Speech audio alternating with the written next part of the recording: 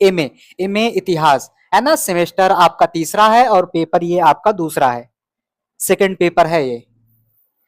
और second paper मेरे द्वारा पढ़ाया जाएगा। इसमें आपको socio cultural and economic history of medieval India को पढ़ना है और 1526 से लेकर आपको 1740 एडी तक का इतिहास इसमें जानना है। और आपको इसमें क्या क्या पढ़ना है सारी बातें मैं बताऊंगा।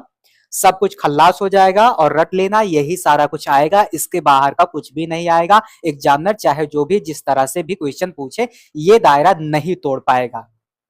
मेरे पुराने विद्यार्थी सभी को पता है, जो नए वाले होंगे वो थोड़ा डाउट में होंगे। तो भाई थोड़ा ये रणनीति बना लेते हैं। सिलेबस आपके पास होगा, मैं यहाँ लगाने के लिए भूल गया लेकिन मेरे पास अभी यहाँ उपलब्ध है।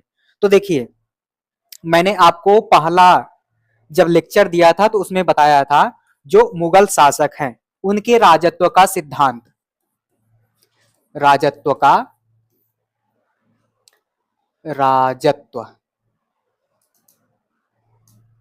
उनके राजत्व का सिद्धांत जो है पूछा जा सकता है। ये बात मैंने आपको पहला पेपर जब पढ़ाया था तो बताया था। उस लेक्चर को आपको देखना है, कंपलसरी है। ठीक है, उस लेक्चर को देख के जाना, कंपलसरी है।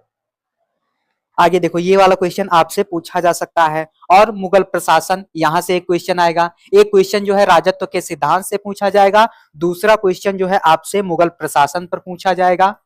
मुगल प्रशासन,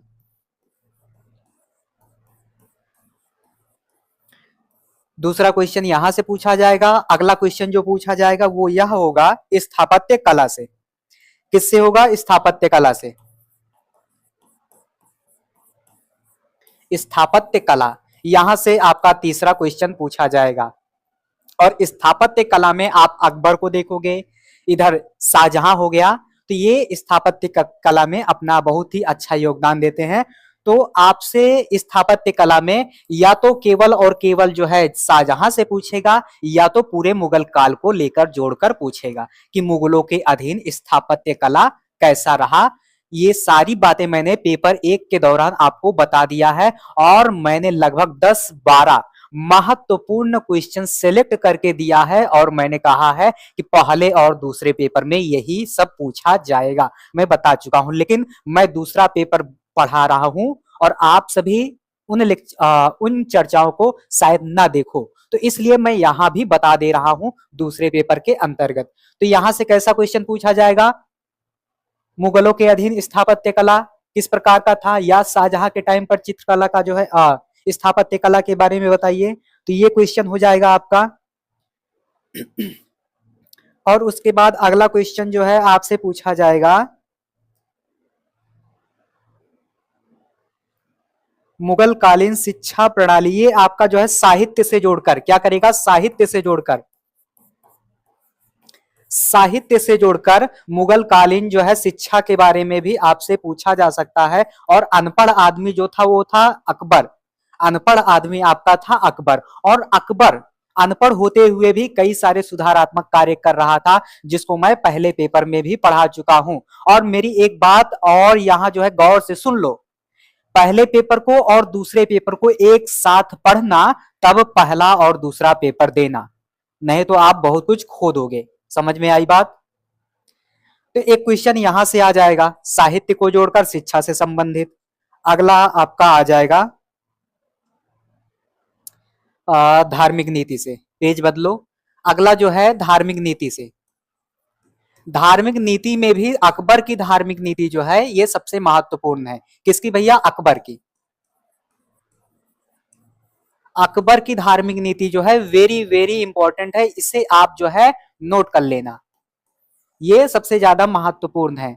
और अगर आपको लग रहा होगा मैं इसमें देख के पढ़ा रहा हूं तो बाबू ये आपका सिलेबस दिया गया है, इसके लिए जो है ऐसी फालतू की बेहुदा बेतुकी बातें आप लोग ना ही करिए तो ज्यादा बेहतर है। ये हो गया, तो ये क्वेश्चन ये पूछा जाएगा। और कभी कभी एक जो चुट्टा रहता है, का नाम होता है उसका औरंगजेब। औरंगजेब का धार्मिक नीति जो है पूछ लेता है। तो देखो अकबर का जो है ये तो मुझे लग रहा है कि यही पूछा जाना है, लेकिन एठो है चोट्टा है औरंगजेबवा, इसकी भी धार्मिक नीतियां पूछ लेता है औरंगजेब। इसकी भी धार्मिक नीति जो है क्या करता है? पूछ लेता है। और अगर किसी को स्पीड कम लग रही हो तो बढ़ा लीजिएगा, और किसी को स्पीड तेज लग रही हो तो स्पीड घटा लीजिएगा, आपके पास क्वालिटी रहता है। ये हो गया, 3 यूनिट में हमने 2-4 क्वेश्चन जो है देख लिए। और मुगल कालीन राजस्व व्यवस्था, मुगल कालीन राजस्व व्यवस्था, मुगल कालीन राजस्व व्यवस्था, राजस्व व्यवस्था, यहां से आपका एक क्वेश्चन पूछा जाएगा, इसको भी जो है रट्टा मार के जाना। और आप देखोगे मुगल काल में स्त्रियों की दशा, क्या भैया, मुगल काल में स्त्रियों की दशा, स्त्रियों, अरे भैया का लिखाई दे रहा है, 1 मिनट रुकिएगा।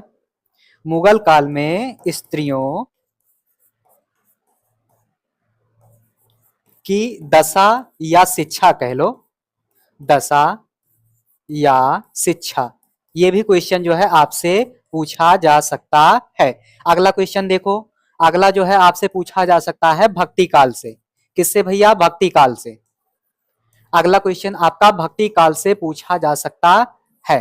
और अगला क्वेश्चन जो है या तो आपका जो ये सिलसिला है सूफी, है ना, सूफी से, है ना, एक आध क्वेश्चन जो है धर देगा, है ना, एक आध क्वेश्चन यहां से धर देगा। ये सारी बातें मैंने पढ़ा दिया, मतलब बता दिया है, आप उस लेक्चर को जरूर देख लेना।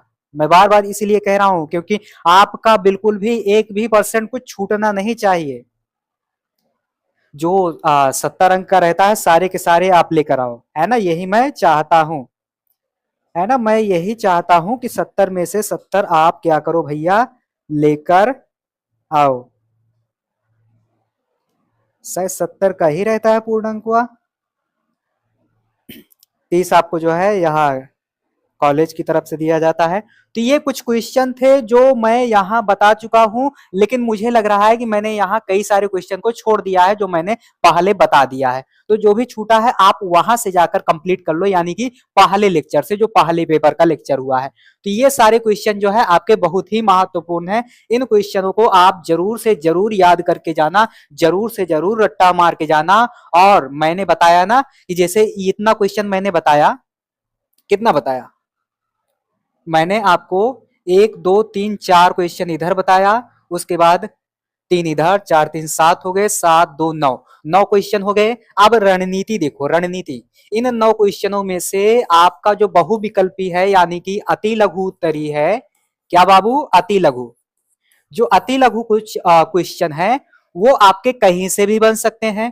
तो कोशिश करना कि ये 10 क्वेश्चन सही हो जाए। अगर ये 10 क्वेश्चन आप सही कर लेते हो तो एग्जामिनर का जो माइंड सेट है वो चेंज हो जाता है, वो बदल जाता है। और आगे अगर आपने शानदार नहीं भी लिखा होगा और ये 10 क्वेश्चन सही होंगे तो एग्जामिनर कहेगा कि आगे इसने तबाही मचा दिया होगा, इसने शानदार लिखा होगा, इसको नंबर दे दो। तो ये अगर आप सही कर देते हो तो आपने अपने उत्तर लेखन में बहुत ही बड़ा काम कर दिया। आप अगर सही से नहीं भी लिखे रहोगे तब भी उसमें शानदार नंबर आपको प्राप्त होंगे, आपको मिलेंगे। और कॉपी किसी भी हाल में आपको अधूरा छोड़ के नहीं आना है, चाहे आता रहे चाहे ना आता रहे, आपको शानदार तरीके से पूरी कॉपी, जितना पेज का डिमांड किया गया है, जितना शब्दों का डिमांड किया गया है, सारी की सारी आपको लिख कर आना है, भर के आना है। अगर लिखे रहोगे तो आपको नंबर मिलेंगे। क्लियर इतनी बात। और देखो ये हो गया, तो इसको आपको सही करना ही करना है हर हाल में। वैसे मैं जगह जगह पर बताता रहता हूं कि बाबू ये आपके अति में पूछा जा सकता है। क्लियर। और आपके लघु क्वेश्चन जो रहेंगे उसमें आपका 4 करना होगा, 4 में से आपके पास विकल्प रहेंगे, है ना, आपके पास और भी विकल्प रहेंगे, लेकिन आपको उनमें से केवल और केवल 4 ही करके आना है। और जितना मैंने बताया उसमें से 4 आपको हर हाल में, हर कीमत पर मिल जाएंगे। और फिर बात आती है दीर्घ की, तो दीर्घ में आपको 2 क्वेश्चन करने होते हैं, और जितना मैंने बताया इसमें से आपको ये 2 क्वेश्चन हर हाल में मिल जाएंगे, हर हाल में मिल जाएंगे। तो ये भी आपकी रणनीति हो जाएगी। क्लियर इतनी बात। तो इस तरह से परीक्षा से पहले रणनीति बनाई जाती है। आपने महाभारत का युद्ध देखा होगा, लेकिन उसमें से आपने कुछ भी नहीं सीखा होगा, तो उसमें से आपको सीखना चाहिए। जो भगवान श्री कृष्ण है उनसे सीखना चाहिए कि आप कुछ भी बोलो, लेकिन जो आपका मन कह रहा है, जो आपका दिल कह रहा है, करो वही। आप वचन दे दो कि मैं शस्त्र नहीं उठाऊंगा, लेकिन जरूरत पड़े मार के गिरा दो। क्लियर। शकुनी, शकुनी को जानते हो ना? शकुनी कहता है कि रणभूमि में युद्ध हो उसके पहले मनोभूमि में खेला जाता है। तो बाबू पहले रणनीति बनाया जाता है, तब युद्ध में कूदा जाता है ना? तो यहां से आपको क्या करना है? 4 करना है। 4 आपको हर कीमत पर मिल जाएगा, मिल जाएगा। और रट्टा मार के जाना, रट्टा मार के जाना, आपको हर हाल में मिल जाएगा। अब आइए असल मायने में, असल रूप से अपनी कहानी को हम क्या करते हैं? प्रारंभ करते हैं। और देखो, जब कभी आपका लिखित पेपर हो, जब कभी आपका लिखित पेपर हो और वह छोटा मोटा पेपर हो, एमए का हो, बीए का हो, तब आपको गाइड नहीं पढ़ना चाहिए। अगर आपका नोट्स है तो उसको पढ़ना चाहिए, और ऐसी किताब को पढ़ना चाहिए जिसमें बहुत सारा स्टोरी दिया गया हो, बहुत सारी कहानी के माध्यम से चीजों को समझाया गया हो। या कोई ऐसा टीचर पकड़िए जो एक शब्द को, एक लाइन को पूरी कहानी बना दे, पूरा स्टोरी गढ़ दे। ऐसे को आप पकड़िए, ऐसे का लेक्चर देखिए, ऐसे का किताब पढ़िए, और जाके जो है आप जस का तस जो बातें पढ़े रहेंगे, जो बातें सुने रहेंगे, एग्जाम्पल वगैरह के रूप में सारी की सारी बातों को गढ़ कर, रट कर, है ना, बना के, चुना के, लिख के चले आएंगे। क्लियर इतनी बात? आइए आप जो है बिना देरी करे शुरू करते हैं अपनी चर्चा को। तो सबसे पहले यहां हम लोग देखेंगे मुगल प्रशासन को। क्या देखेंगे? मुगल प्रशासन को। पहले पेपर के अंतर्गत काफी कुछ मैं पढ़ा चुका हूं, काफी कुछ मैं बता चुका हूं। आगे देखो, मुगल काल ने भारतीय इतिहास में प्रशासनिक व्यवस्था का सुचारू रूप से प्रस्तुत किया। प्रशासनिक व्यवस्था को, यहां को करो, ये भी मिस्टेक किए हैं, को सुचारू रूप से प्रस्तुत किया, जिसमें अकबर का योगदान कहीं अधिक है। अकबर का जो योगदान है वो बहुत अधिक है ना? तो मुगल काल ने जो है भारतीय इतिहास में प्रशासनिक व्यवस्था का सुचारू रूप से क्या किया? प्रस्तुत किया, जिसमें जो है अकबर का योगदान सर्वाधिक है। और मैंने पहले लेक्चर के दौरान आपको बताया था कि जो शेरशाह सूरी होता है, जिसके बचपन का नाम क्या होता है? फरीद, है ना? और शेर को मार डालता है, जिसके कारण उसका नाम पड़ जाता है शेर खां। शेर को मारने वाला, खा जाने वाला, निपटाने वाला। तो जो उसके सुधारात्मक कार्य होते हैं, अकबर जो है जस का तस उसी को अपना लेता है, और कहीं ना कहीं क्या हो जाता है? महान बन जाता है। अकबर जो है बहुत सारे लोगों के साथ रहता है, बहुत सारी अच्छी अच्छी बातें सीखता है, इसलिए महान हो जाता है। नहीं तो इतने अनपढ़ आदमी को कौन पूछता? कोई नहीं पूछता। तो इसका जो है योगदान इसमें बहुत अधिक है। और जैसे ही यह बात आए, अकबर के बारे में बहुत सारी बात लिख दो, जो डिमांड ना हो वो भी लिख दो। अगर ना आता रहे तो, अगर आता रहे तो एकदम शुद्ध स्पष्ट शब्दों में लिखिए, और नहीं आता है तो कहानी लिख दीजिए। क्लियर हो रही बातें? आप मेरे विद्यार्थी हो, मैं आपको हर चीज सिखाऊंगा। जरूरत पड़ने पे मैं एग्जामिनर को चकमा देने में भी जो है आपकी मदद करूंगा, यानी कि आपको सिखाऊंगा कि एग्जामिनर को किस प्रकार से हराना होता है, छल से, बल से, ज्ञान से, है ना? आगे देखो, अकबर द्वारा स्थापित प्रशासनिक व्यवस्था ही आवश्यकता अनुसार परिवर्तनों के साथ पूरे मुगल काल में चलती रही। यानी कि जो ये अकबर है और इसने जो प्रशासनिक व्यवस्था लागू की, उसी को जो है थोड़ा हेर फेर करके, थोड़ा हेर फेर करके आगे पूरे मुगल काल में चलती रही, फिरती रही, दौड़ती रही।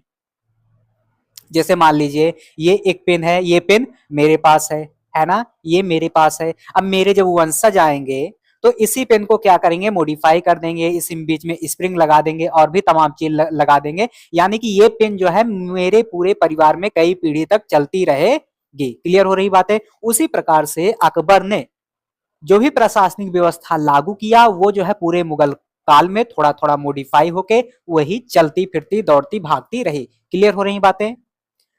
आगे देखो, सुदृढ़ प्रशासन की स्थापना के साथ ही साम्राज्य में शांति व्यवस्था स्थापित हुई। और अकबर जो है शांति प्रिय व्यक्ति था, ये चीजें मैं बता चुका हूं। मुगल प्रशासन का स्वरूप तुर्क अफगान प्रशासन का प्रतिरूप नहीं था, वरन यह भारतीय और ईरानी प्रशासनिक व्यवस्था का सम्मिश्रण था। तो ये सारी बातें भी आपको पता होनी चाहिए। मुगल प्रशासन स्वेच्छाचारी एवं निरंकुश राजतंत्र पर आधारित था। राजत्व के सिद्धांत में ये सारा पॉइंट आप बहा के चले आओ, फेंक दो। आगे देखो,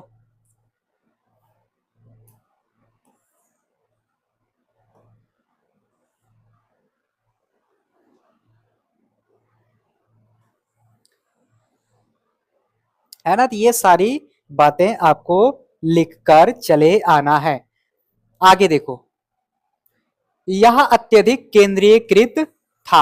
आधुनिक काल की भांति मुगल प्रशासन में किसी मंत्रिमंडल की व्यवस्था नहीं थी, है ना, मंत्रिमंडल की व्यवस्था नहीं थी। अब सबसे पहले आप देखोगे केंद्रीय प्रशासन। तो देखो, ये जैसी जैसे पॉइंटिंग की गई है, जैसे जैसे पॉइंटिंग की गई है, आप जो है थोड़ी स्टोरी लिखना और केंद्रीय प्रशासन लिख देना।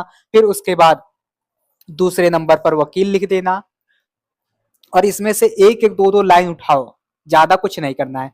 एक लाइन इसमें से उठा लो, वकील वाले में से एक लाइन उठा लो, कहानी गढ़ो और लिख के चले आओ। तो देखो, मुगल प्रशासन में सर्वोच्च स्थान स्वयं सम्राट का होता था।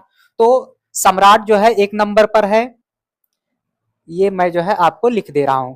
पहले सबसे ऊपर कौन है? सम्राट है, सम्राट है। फिर उसके बाद आगे देखो, सर्वोच्च स्थान स्वयं सम्राट का होता था। राज्य की समस्त प्रशासनिक शक्तियां उसी के हाथों में निहित होती हैं, और राजा का पद जो है दैवीय माना जाता था। ऐसा था कि जो है राजा ही करता धरता था। ईश्वर ने राजा को भेजा है कि जाओ प्रजा के दुख सुख में जो है हिस्सेदारी लो, प्रजा को जो है अपने पुत्रवत भांति जो है उसकी रक्षा करो, हिफाजत करो। वही सारी बातें यहाँ लिखी गई होंगी। अकबर ने भारत में प्रचलित राजत्व के दैवीय सिद्धांत को स्वीकार किया। तो राजत्व के सिद्धांत में अगर बात आए तो इसका जो है कैसा सिद्धांत था? दैवीय सिद्धांत था, यानी कि क्या था? अकबर देवता था, है ना। ईरानी और अरबी व्यवस्था से भी प्रेरणा लिया गया। मुगल साम्राज्य की विशालता के चलते बादशाह के द्वारा प्रशासन चलाना एक कठिन कार्य था, इसलिए शासन व्यवस्था को सुचारू रूप देने के लिए अधिकारियों की नियुक्ति की गई। अब अकेले जो है अकबर जो है मेन पोजीशन पर रहकर कुछ कर नहीं पाता, है ना। तो इसके लिए कुछ ना कुछ अधिकारियों की व्यवस्था की जाएगी, लेकिन शक्ति जो है किसके हाथ में रहेगी? रजवा के हाथ में रहेगी, है ना, शासक के हाथ में रहेगी। अब दूसरा जो है ये अधिकारी हो जाएंगे, क्या है? जो राजा है, राजा के बाद जो है ये क्या करेगा? अकेले सब कुछ नहीं कर पाएगा, तो अब क्या करेगा? अधिकारियों की नियुक्ति करेगा, जिसमें से पहला नाम आपका आएगा वकील का, फिर उसके बाद आएगा वजीर का। ये जो मैं यहां लिख रहा हूं ये आप जो है नोट कर लेना, अभी आगे ये पूरा हो जाएगा। मुगल प्रशासन में सम्राट के पश्चात सर्वोच्च पद जो है वकील का होता था। मुगल प्रशासन में सम्राट के बाद सर्वोच्च पद जो है वकील का होता था। तो पहले नंबर पर जो है ये है, पहले नंबर पर क्या है? राजा है। दूसरे नंबर पर सर्वोच्च पद जो है वकील का है। आवश्यकता अनुसार सम्राट के प्रतिनिधि के रूप में वह शासन करता था। देख लो वकील का जो है कितना महत्वपूर्ण यहाँ रोल है। अगर मान लीजिए सम्राट कबो बीमार हो गए, है ना, कबो मान ले सम्राट बीमार हो गए, तो वकील जो है सारा काम धाम देख लेता था। मान लीजिए सम्राट को तो गए घूमने, कहीं जो है शादी विवाह में गए हैं, कहीं पार्टी कर रहे हैं, तो कौन देखता था? वकील देखता था। तो अकबर का राजत्व का सिद्धांत अगर देखा जाए तो ये हो जाएगा, मुगलों के अधीन जो है राजत्व का सिद्धांत सब में यही छाप के चले आना आराम से। अकबर का ज्यादा पढ़े हो, इसी छाप के आओ, क्या जरूरत फालतू परेशान होने की। आगे देखो, बैरम खां के बढ़ते प्रभाव को कम करने के लिए अकबर ने वकील के अधिकारों में पर्याप्त कटौती की। हालांकि बैरम खां के पश्चात मुनीम खां को वकील का पद दिया गया। तो ये वकील का पद पर जो है बैरम खां है, इस अनुसार।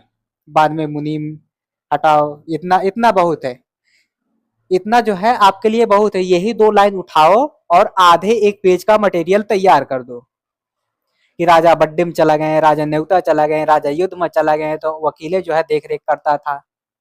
जब राजा की बात आए पहले पद पर यही रहता था, ये अपने आप को दैवीय जो है घोषित करता था, ऐसा माना जाता था। तमाम जो है कूड़ा करकट भर के चले आओ। आगे देखो, ये हो गया। अब दूसरे नंबर पर आते हैं, वजीर। समयानुसार वजीर अब राज्य का सबसे प्रमुख अधिकारी हो गया, यानी कि समय के चलते जो है ना, समय बीतता गया और ये जो है सर्वोच्च अधिकारी हो गया। तो ये इसको तीसरे नंबर पर लिखो, और कभी कभी जो है ये कहाँ आ जाता था, दूसरे नंबर पर आ जाता था। और जब समय बीता, समयानुसार जो है ये क्या आ गया, ये सेकंड पर आ जाएगा। तो डायरेक्ट इसे सेकंड पर नहीं रखना है, कहानी बता के सेकंड पे रखना है। क्लियर हो रही बातें? और डायरेक्ट इसे वन पे नहीं रखना है, कहानी बताना है कि राजा बड्डे में गया तो ये संभाल लेता था, और धीरे धीरे यही मॉडिफाई हो गया, तो ये क्या हो गया, दूसरे पोजीशन पर चला गया। तो इस तरह से आपको बातें लिखनी है। देखो समय अपने पास बेहद कम है, तो इसमें हम थोड़ा बहुत ज्यादा स्पीड से जो है चलने का प्रयास करेंगे। कभी समय मिले तो आइएगा, मैं आपको विस्तार से पढ़ाऊंगा, अच्छे से पढ़ाऊंगा। लेकिन भैया अभी पेपर की बात है, पेपर की बात है, तो हमें इसी स्पीड से चलना पड़ेगा। आगे देखो, उत्तरकालीन समय में सम्राट से भी वजीर अधिक शक्तिशाली बन गया। अब देखो, जैसे मान लीजिए ये आपका कौन सा है, जो खतरनाक आदमी था, औरंगजेबुआ, है ना, जो औरंगजेब है। जब इसके बाद उत्तराधिकार का लड़ाई वगैरह होने लगा, औरंगजेब निपट गया, चला गया, अल्लाह को प्यारा हो गया, उसके बाद जो है वजीर क्या हो गया, शक्तिशाली बन गया। ये सारी बातें भी आप बना चुना के लिख डालना। क्लियर हो गई इतनी बात? समस्त प्रशासन पर वजीर का नियंत्रण रहता था, है ना। और ये जो औरंगजेब है, ये बहुत खतरनाक आदमी था। गला वला काट के जो है गिफ्ट कर देता था लोगों को, ऐसा लगा कि गिफ्ट है, मारा गला उड़ गया, गिफ्ट कर दो भैया, ले। ऐसे कौन गिफ्ट देता है जी, इतना खतरनाक तरीके से। तो खतरनाक आदमी था। इसको प्रधानमंत्री भी कहा जाता था, ओहो, पीएम। वजीर वजीर क्या बादशाह, इन दोनों में चोर तलाशा। तो भैया ये कभी कभी क्या करता था, प्रधानमंत्री के पद पर भी, कभी कभी क्या, ये इसका अन्य नाम जो है प्रधानमंत्री था। मैं सेंटेंस जो है गलत प्रयोग करने जा रहा था, लेकिन हमारी वाणी ने जो है हमको रोक लिया कि बाबू गलत बोलने जा रहे हो। आगे देखो, यह सैन्य गतिविधियों में भी भाग लेता था। जैसे आज है ना अपने यहाँ, क्या है ये जो अपने आ, अमित शाह जी हैं, किस पोस्ट पे है, ये देखो। मुझे इतना बेसिक सी बात जो है भूल रहा है।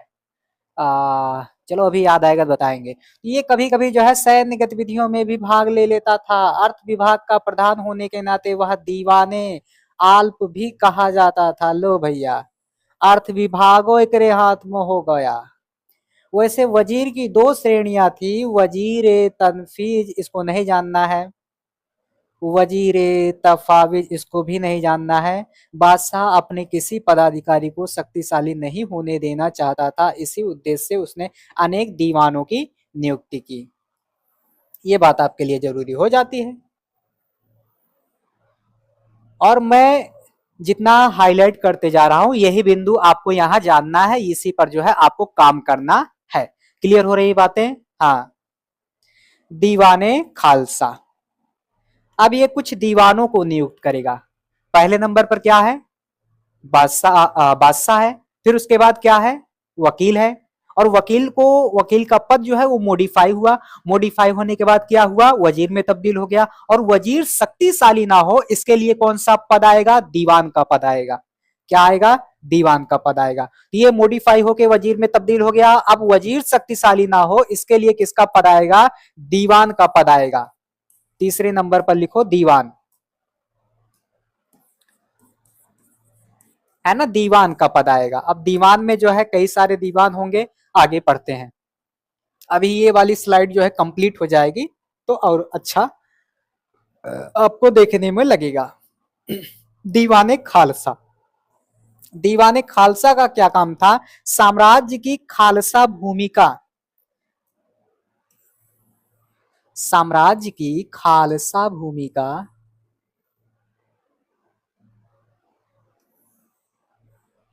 प्रबंधन करता था। तो दीवाने खालसा, इसमें से केवल आपको दीवाने खालसा के बारे में याद रखना है, बाकी ये बहुत सारी बातें कही गई हैं, इसके बारे में कुछ भी आपको नहीं जानना है। शाहजहां के समय सादुल्ला खां, औरंगजेब के समय अस्मत खां दीवान था। तो दीवाने खालसा आपको याद होना चाहिए। क्लियर हो गई? हाँ। आगे देखो, मीर बख्शी।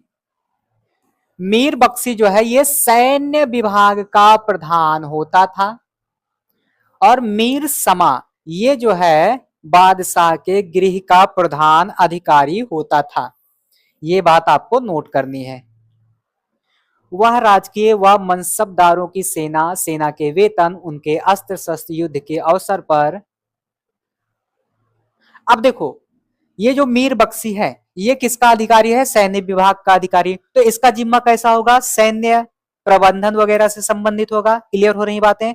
तो मीर बख्शी कौन सा पद था? सैनिक का पद था, है ना? सैन्य विभाग था, सैनिक का नहीं, सैन्य विभाग था। अब इसका काम आपको बताने की जरूरत तो है नहीं, बना चुना के लिख लोगे। तो ये लिखो, एक लाइन हाईलाइट करो, इसी के आधार पे आपका 2-3 लाइन और क्या करना है? मसाला लगा के बनाना है। आगे देखो, मीर समा। मीर समा जो है यह बादशाह के गृह का प्रधान अधिकारी होता था।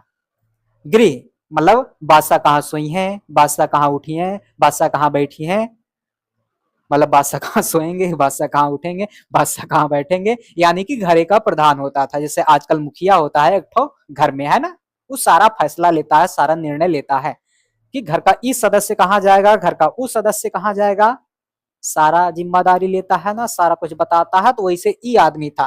तो एक लाइन लिखो, मतलब एक लाइन आपको याद कर लेना है, आपको अपने माइंड में बैठा लेना है, और उसके बाद भैया फिर मसाला लगाओ उसमें, है ना? मिर्च धनिया चटपटा बनाओ इसको। एग्जामिनर देखे कहे ओह चटपटा आ गया, आओ खाते हैं मिलके। अब देखो यहां, देखो यहां, सद्र उस सुदूर, इसका कार्य धार्मिक था। दान पुण्य की व्यवस्था, धार्मिक शिक्षा की व्यवस्था, विद्वानों को जागीरें प्रदान करना।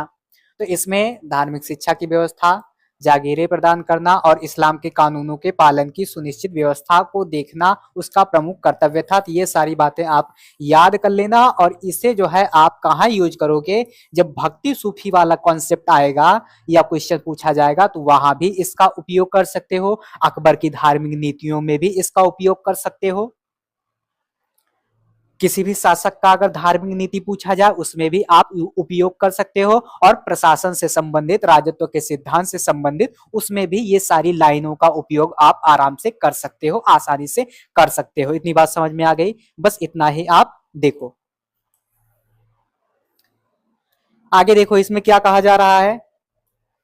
मुख्य काजी, यह मुगल राज्य का सबसे बड़ा न्यायाधीश होता था। अब जब न्यायाधीश रहेगा बच्चा, न्यायाधीश तो क्या करेगा? न्याय करेगा ना, न्याय करेगा। तो न्याय करेगा तो बस हो गया ना? समझ में आ गई बात? तो इतना जानो, बाकी लगाओ मसाला, बनाओ बढ़िया चटपटी सब्जी। आगे देखो, तो ये थोड़ा इतना जो है आप इस तरह से भी जो है डायग्राम बना सकते हो, है ना? कोई दिक्कत नहीं। आगे देखो भैया, अधिकारों में पर्याप्त वृद्धि नहीं जानना है, कोई जरूरत नहीं, है ना? मैं बहुत जल्दी इसलिए चल रहा हूं क्योंकि बहुत सारा स्लाइड लगा हुआ है। अभी हम जो है 5-6 ही डाक पाए हैं, यानी कि 5-6 ही पढ़ पाए हैं। अब देखो, प्रांतीय प्रशासन, वो तो हमने देखा कौन सा? केंद्रीय प्रशासन। जैसे आज देखते होंगे आप ना, एक केंद्र है, फिर राज्य है, फिर जिला है, फिर गांव है, यही तो देखते हो ना? तो उसी तरह से हमने केंद्रीय प्रशासन पढ़ लिया। अब हमें पढ़ना है प्रांतीय प्रशासन। तो प्रशासनिक व्यवस्था को सुचारू रूप देने के लिए समस्त साम्राज्य को सूबों में विभक्त किया गया था। ये नोट करो, इतना ये हाईलाइट करो। अकबर के समय 15 सूबे थे, इलाहाबाद, दिल्ली, ये सब बातें जो लिखी गई हैं इसको जानने की जरूरत नहीं है, ये 2 लाइन अभी के लिए केवल आप याद रखो। 15 सूबे थे, इलाहाबाद, दिल्ली, अवध, आगरा, अहमदाबाद, अजमेर, बंगाल, बिहार, लाहौर, काबुल, मालवा, मुल्तान, खानदेश, बरार एवं अहमदनगर। औरंगजेब के समय प्रांतों की संख्या 21 हो गई थी। सूबे का प्रमुख जो है प्रशासनिक अधिकारी सूबेदार सिपाह सालार नाजिम के नाम से जाना जाता था। यहाँ एक बात और नोट करो, सूबे का प्रमुख जो है प्रशासनिक पदाधिकारी सूबेदार जिसे सिपाह सालार के नाम से जाना जाता था। सिपाह सालार, सालार नाम से मूवी भी बनी होगी, है ना। तो सिपाह सालार क्या होता है ये आपको पता होना चाहिए। वह सूबे में सम्राट की भांति कार्य करता था। अब जो ये सिपाह सालार है ये सम्राट की भांति क्या करेगा, काम करेगा, तथा उसकी सहायता के लिए अनेक पदाधिकारी होते थे। ऐसा काम वो अकेले नहीं कर रहा था, उसके लिए जो है बहुत सारे लोग लगे हुए थे। इतनी बात नोट करना है। जो नोट करना होगा केवल मैं उसी पर अंडरलाइन करूंगा या हाईलाइट करूंगा उसी को, बाकी मैं केवल ऐसे पढ़ता चला जाऊंगा, समझाता चला जाऊंगा, बताता चला जाऊंगा। समय हमारे पास बेहद कम है और ऐसे में अगर मैं विस्तार से बताना चाहूं तो मैं महीनों लगा दूंगा, तब भी ये सारा कुछ खत्म नहीं होने आएगा। कहानी तो बहुत याद है, स्टोरी तो बहुत याद है, लेकिन क्या करूं, मजबूर हूं मैं। आगे देखो, सूबेदार का प्रमुख कार्य था सूबेदारी सामान्यतः राज परिवार के सदस्यों तथा प्रमुख सरदारों को ही दी जाती थी। प्रशासनिक कार्यों में सहायता के लिए अनेक पदाधिकारी होते थे। दीवान, बख्शी, फौजदार, कोतवाल, काजी, सद्र और अमील। दीवान सूबे की राजस्व, कोई भी बकवास नहीं को पढ़ना है। आगे बढ़ो, हो गया प्रांतीय प्रशासन समाप्त। आगे देखो, स्थानीय प्रशासन। जैसे मैंने बताया ना आपको कि आज के टाइम पर देखोगे आपको केंद्रीय प्रशासन मिलेगा, है ना। राज्य स्तर पर देखोगे राज्य प्रशासन, फिर उसके बाद जिला प्रशासन, है ना, फिर उसके बाद ग्रामीण, है ना, स्थानीय या ग्रामीण प्रशासन। तो इसी प्रकार से आज बटा है, उसी प्रकार से यहाँ भी आपको देखने को मिलेगा, केंद्रीय, प्रांतीय, स्थानीय। 2 हो गया, 3 हो गया, ये तीसरा है। प्रशासन की सुविधा के लिए प्रांतों को अनेक सरकारों यानी कि जिलों में विभाजित किया गया था। इसके प्रशासन के लिए निम्न पदाधिकारी थे। ये तो आज की ही तरह दिख रहा है बाबू, जैसे आज वर्तमान में है, सेम टू सेम दिख रहा है। आगे देखो, फौजदार। अब जो जिला लेवल पर था उसके लिए आपको मिलेगा फौजदार, अमल गुजार। फौजदार का काम था सरकार का प्रमुख अधिकारी होता था। सरकार में शांति एवं व्यवस्था बनाने के लिए उत्तरदायी था। वह शाही आदेशों को सरकार में कार्यान्वित कराता था। भूमि कर की वसूली में अमल गुजार की सहायता करता था। तो ये जैसे कलेक्टर का पद दिख रहा है ना, कलेक्टर की तरह। कहीं भाग रहा है बाबू, है ना, कलेक्टर की पद की तरह ये लग रहा है, तो इसको जस का तस उसी वे में छाप देना। अब देखो यहाँ कहा जा रहा है भूमि कर की वसूली में अमल गुजार की सहायता करता था, यानी कि यहाँ हमें एक कंसेप्ट मिल गया कि जो ये अमल गुजार है ये क्या करता था, भूमि कर की वसूली करता था। ये आपके लिए जो है पहले ही मिल गया, आपको यहाँ ज्यादा माथापच्ची नहीं करने का। अमल गुजार के बारे में भी आपको बातें पता चल गई। अब देखो काजी, इसकी नियुक्ति जो है सद्र उस सुदूर द्वारा किया जाता था। काजी इस्लाम के नियम के अनुसार धार्मिक मामलों का निपटारा करता था।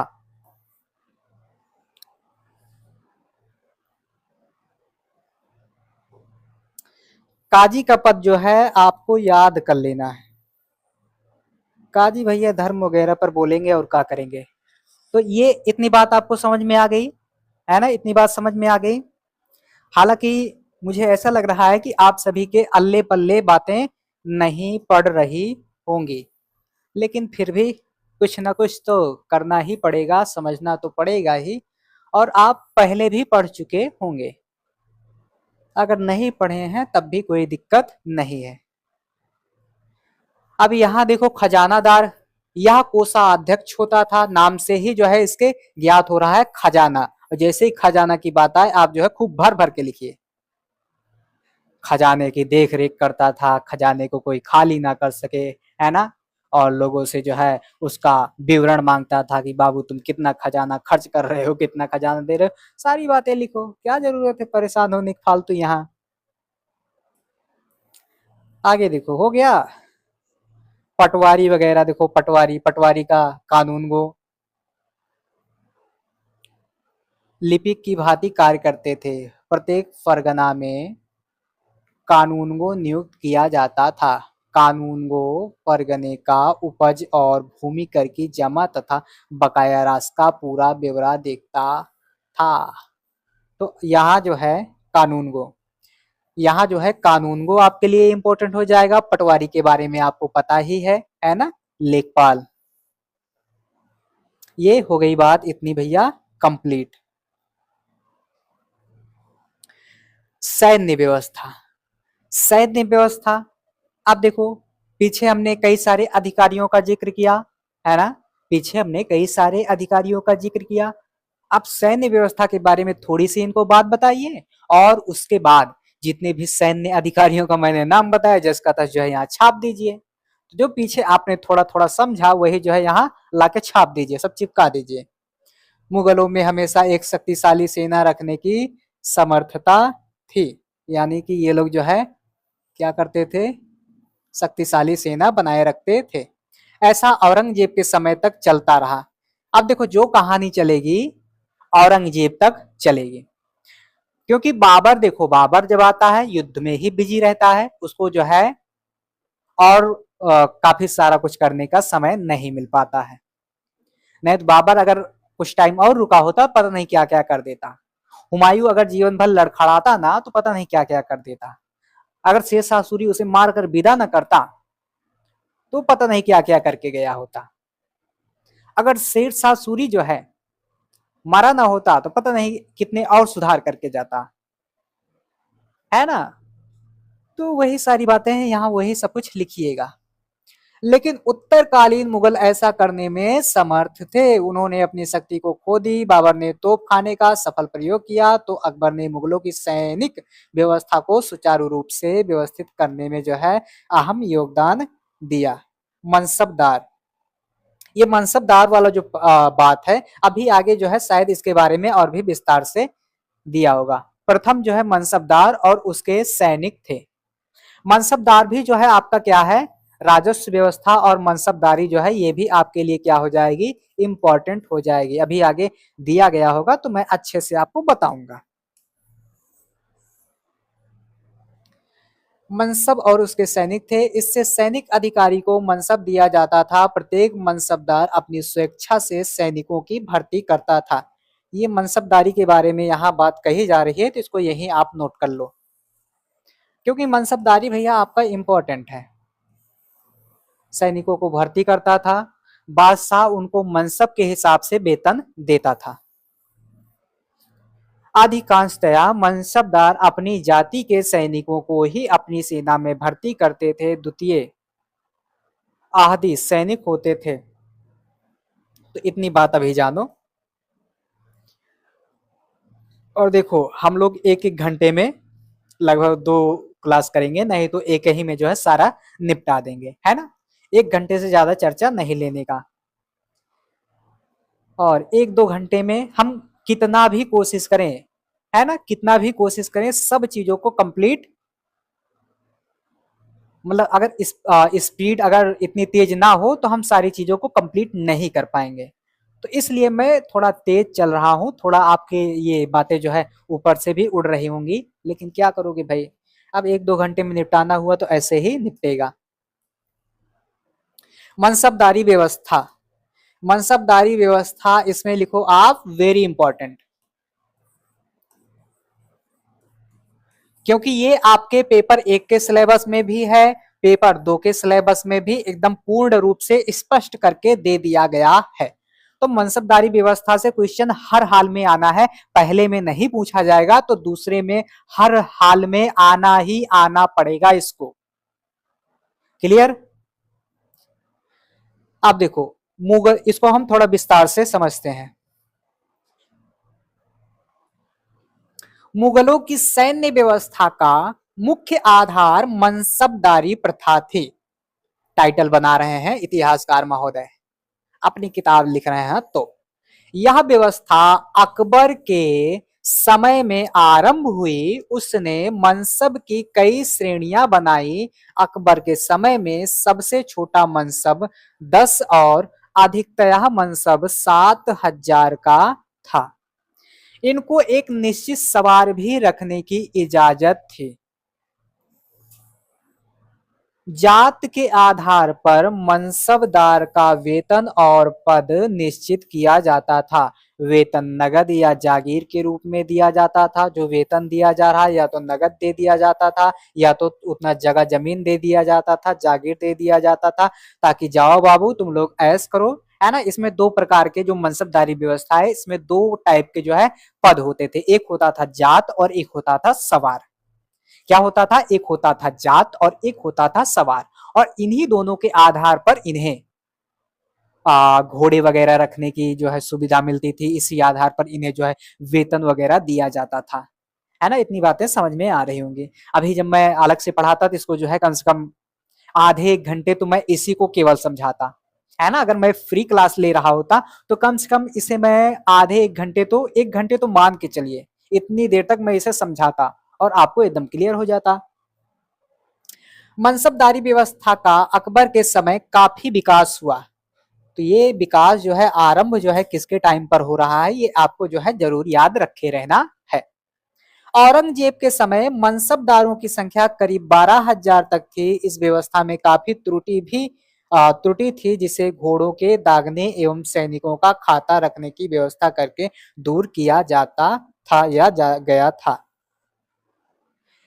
जहांगीर के समय द्विअस्पा सिंह अस्पा व्यवस्था लागू की गई। ऐसे सरदार को निश्चित संख्या से दुगने सैनिक रखने पड़ते थे। शाहजहां ने मनसबदारों के सवारों की संख्या में कमी की, फिर भी यह औरंगजेब के समय तक सुव्यवस्थित रूप से चलती रही। परंतु जैसे ये आपका क्या नाम है इसका औरंगजेब हुआ, ये जैसे ही जो है अल्लाह को प्यारा हुआ, जैसे ही बेचारा मारा, वैसे जो है सारी कहानी बदलना शुरू हो जाएंगे, है ना। सारी कहानी बदलना शुरू हो जाएंगे। आगे जागीरदारी व्यवस्था। अब देखो जागीरदारी व्यवस्था को जो है ये मनसबदारी व्यवस्था के साथ से जोड़कर जो है आपका पूछ लिया जाएगा। और यहाँ भी जो मैं पढ़ा रहा हूं वह बातें भी आपके पेपर 1 में भी कई सारी बातें पूछी जा सकती हैं ना। काफी सारी बातें पेपर 1 में भी इसकी पूछी जा सकती हैं और पेपर 1 की काफी कहानी इधर आपको देखने को मिलेगा। तो इसलिए मैंने पहले ही समझाया, कई बार समझा दिया, कम से कम मैं 50 बार बोल चुका कि बाबू आप दोनों पेपर को पढ़ के ही दोनों पेपर दें, तब आप जो है अच्छे से पेपर में नंबर लेकर आओगे, नहीं तो आपको नंबर अच्छा वाला नहीं मिल पाएगा। अब देखो जागीरदारी प्रथा, मनसबदारों को जब वेतन के बदले कोई भूमि आवंटित की जाती थी तो उसे जागीर या त्यूल तथा इसके प्राप्तकर्ता को जागीरदार या त्यूलदार कहा जाता था। जागीर मैंने पीछे बताया था, जागीर का मतलब जैसे मान लीजिए कुछ दे दिया जाए, थोड़ा जगह दे दिया जाए, थोड़ा जमीन दे दिया जाए और कह दिया जाए बाबू ये तुम्हारी जागीर है और तुम इसे पा रहे हो, तुम जागीरदार हो जाओगे। और ये जागीर तुम्हें इसलिए दी जा रही है ताकि तुम इसी जागीर से जो है जो टैक्स वगैरह वसूलो, जो कर वगैरह वसूलो, उसी से जो है अपना सैनिक व्यवस्था करो, अपने सेना का पालन पोषण करो, साथ साथ अपने आप को भी जो है पैसे वगैरह से या जो भी मिल रहा है उससे पालित पोषित करो। और युद्ध में जब बुलाया जाए चलो जाओ और उसके बाद मारो काटो पीटो लड़ो झड़ो। जागीर की अनुमानित आय को जमा तथा प्राप्त होने वाली आय को हासिल कहा जाता था। चाहे जो कहो, इससे आपको कोई भी मतलब नहीं है। तनख्वाह जागीर, नगद वेतन के बदले प्रदत्त जागीर, ये भी आपको नहीं जानना है। अगर हाँ आप नोट कर सकते हो तो नोट कर लेना, वरना छोड़ दो। आगे देखो जागीर के रूप में मिले भू क्षेत्र पर राज्य एवं जागीरदार दोनों का अधिकार था। इसकी अनुमानित आय का लेखा तो राजस्व मंत्रालय अपने पास रखता था, परंतु इसका वास्तविक प्रतिनिधि जो है जागीरदार था, वही कर निर्धारण तथा वसूली करता था। वैसे भू राजस्व तथा अन्य सभी शाही आदेश इस जागीर क्षेत्र में लागू किए जाते थे। छोटे जागीरदारों ने इजारा व्यवस्था का प्रारंभ किया, जिसको बड़े जागीर ने भी अपना लिया। पढ़ लेना, ये पीडीएफ जो है मैं आपको दे दूंगा, आपको उपलब्ध करा दूंगा। पीडीएफ के लिए मैं आपको बता दे रहा हूं कि कहां आपको पीडीएफ मिलेगा। पीडीएफ पीडीएफ आप लिखना 80, फिर 81, फिर उसके बाद लिखना 78, फिर उसके बाद लिखना 58, फिर उसके बाद लिखना 16 और इसी पर बोलना कि आपको चाहिए क्या, पीडीएफ। और पीडीएफ में आप लिख देना बाकायदा कि भैया हमको यही वाली चाहिए एमए इतिहास की, नहीं तो और भी कई सारी क्लासें चलती हैं, है ना। और एक नंबर और था वो याद नहीं आ रहा है ना, एक क्या 2-3 और नंबर है वो याद नहीं आ रहे हैं, यही याद है, इस पर कर देना, आपको कल्याण हो जाएगा। ये सारी बातें आप जो है खुद ही करिएगा। जमींदारी व्यवस्था, जमींदारी व्यवस्था में भी काफी कुछ सुधार हुआ है या सुधार किया गया है। अगर आप जो है अभी हाँ, अभी जो है इस क्लास के बाद जो है अगर मैसेज करते हैं तो आपको पहले पेपर, यानी कि जब आपका पहला पेपर हो रहा है उसके पहले अगर आप मैसेज कर देते हैं तो आपको जो है इसका थोड़ा अलग से, इसमें जो बहुत सारी बातें हैं उसको छांट के जो है अलग करके आपको कुछ पीडीएफ दे दिया जाएगा, जो आपके पेपर 1 और 2 दोनों में काम आएगा, है ना। तो वो वाली पीडीएफ भी आपको प्रोवाइड कर दी जाएगी। जो बच्चे तो जुड़े हैं उनको पीडीएफ पहले ही दे दिया जाता है क्लासों के पहले ही, ताकि वो पहले से ही चीजों को देखे रहें और यहाँ जब जो मैं बताता हूँ वो रणनीति को वो लोग क्या करते हैं, फॉलो किए रहते हैं, तो वो जब जाते हैं परीक्षा में तो शानदार करके आते हैं, है ना। तो मेरे सारे विद्यार्थी जो है बहुत ही शानदार हैं, बहुत ही जबरदस्त हैं और बहुत ही जिंदाबाद हैं, और वो जब परीक्षा में बैठते हैं तो धुआं धुआं गर्दा गर्दा उड़ा के चले आते हैं। जमींदारी व्यवस्था, जमींदारी में भी आप देखोगे अकबर के टाइम पर सबसे ज्यादा इसे सुधारा जाता है, और जस्ट लगभग जहांगीर भी अच्छा खासा इस पर काम करता है, क्योंकि जो नीति अकबर ने चालू किया था लगभग लगभग उसका बच्चा और उसके बच्चे का बच्चा जो है फॉलो करता हुआ जाएगा। ये जो औरंगजेब है, किताबों में प्रायः इसके बारे में यही मिलता है और लोगों से यही सुनने में मिलता है, बहुत शैतान आदमी था, खुरापाती आदमी था, खूंखार आदमी था। तो ये जो है इसके टाइम पर काफी कहानी बदल जाएगी, तो जैसे भी बदले आप देख लेना। जमीन में भी काफी सारा सुधार होता है। अब सुधार कैसे होगा बाबू, आगे क्या है, भू राजस्व व्यवस्था। और देखो मैंने आपको बताया था ना, भू राजस्व व्यवस्था से भी आपका क्वेश्चन पूछा जा सकता है। किसमें था, राजत्व का सिद्धांत, मुगल, स्थापत्य कला, साहित्य, धार्मिक, औरंगजेब। यहाँ जो है आप एक और कर लो, हालांकि मैंने इसको बताया भी था, लिख लो यहाँ मनसबदारी, मनसबदारी प्लस भू राजस्व व्यवस्था, भू राजस्व, भू राजस्व व्यवस्था मैंने शायद इसे बताया है। ये मुगल कालीन राजस्व व्यवस्था, यहाँ भू भी कर लो राजस्व भी कर लो, दोनों अलग अलग कर देना, नहीं तो रहने दो।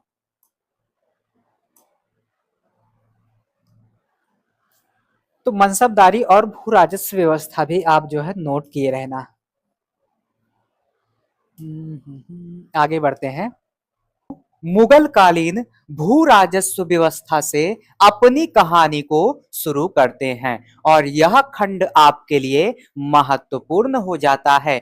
तो ऐसे में आप सभी का फर्ज है कि आप सभी इन बिंदुओं को जरूर समझकर जाएं। तो आइए शुरू करते हैं। और जैसा कि मैंने आपको पीछे भी बताया था कि भाई आप पहला लेक्चर यानी कि पहला पेपर और दूसरा पेपर दोनों एक साथ पढ़ के जाइएगा, तभी जो है आपका फायदा होने वाला है। क्लियर हो गई हैं बातें? आइए शुरू करते हैं। मुगलों की भू राजस्व व्यवस्था का सुचारू रूप से अकबर के समय दिखाई पड़ता है। आप लगभग लगभग बहुत सारी बातों को पढ़ोगे तो ये अकबर से ही जोड़कर आपको ये चीज बताते हुए दिखाएगा, है ना? क्योंकि मैंने बार बार बता रखा है कि बाबर को उतना टाइम नहीं मिल पाता, हुमायूं जब से आता है लड़खड़ाता ही रहता है, और उसके बाद पीछे हमने शेरशाह वाला चैप्टर जो है उधर निपटा दिया था। तो जो कहानी हमारी पूछी जाएगी, जो कहानी हमारी जरूरी होगी, वो अकबर से जरूरी होगी। अकबर, शाहजहां, जहांगीर, और यहाँ जो है दूसरे पेपर में औरंगजेब से जुड़ी कुछ चर्चाओं को आपको जानना पड़ेगा, क्योंकि यहाँ जो है आपका थोड़ा इतिहास और भी बढ़ा के पढ़ना है ना? आगे देखो, क्योंकि बाबर अपने पूरे समय युद्धों में ही फंसा रहा, ये वही सारी बातें अभी मैंने बोल के बताई, वही सारी बातें लिखी गई है, फंसा रहा, इसलिए उसके समय लोधी कालीन व्यवस्था ही चलती रही। अरे भाई, जब टाइम नहीं रहेगा तो जो पीछे परंपरा चल रही थी वही परंपरा जो है आगे न बढ़ती जाएगी, है ना? उसमें उसे बदलाव करने का कोई भी अवसर नहीं मिलेगा, तो नहीं बदल पाएगा। आगे देखो, उसने अपने साम्राज्य का कुछ भाग मुगल अमीरों और कुछ अफगान अमीरों को दे रखा था।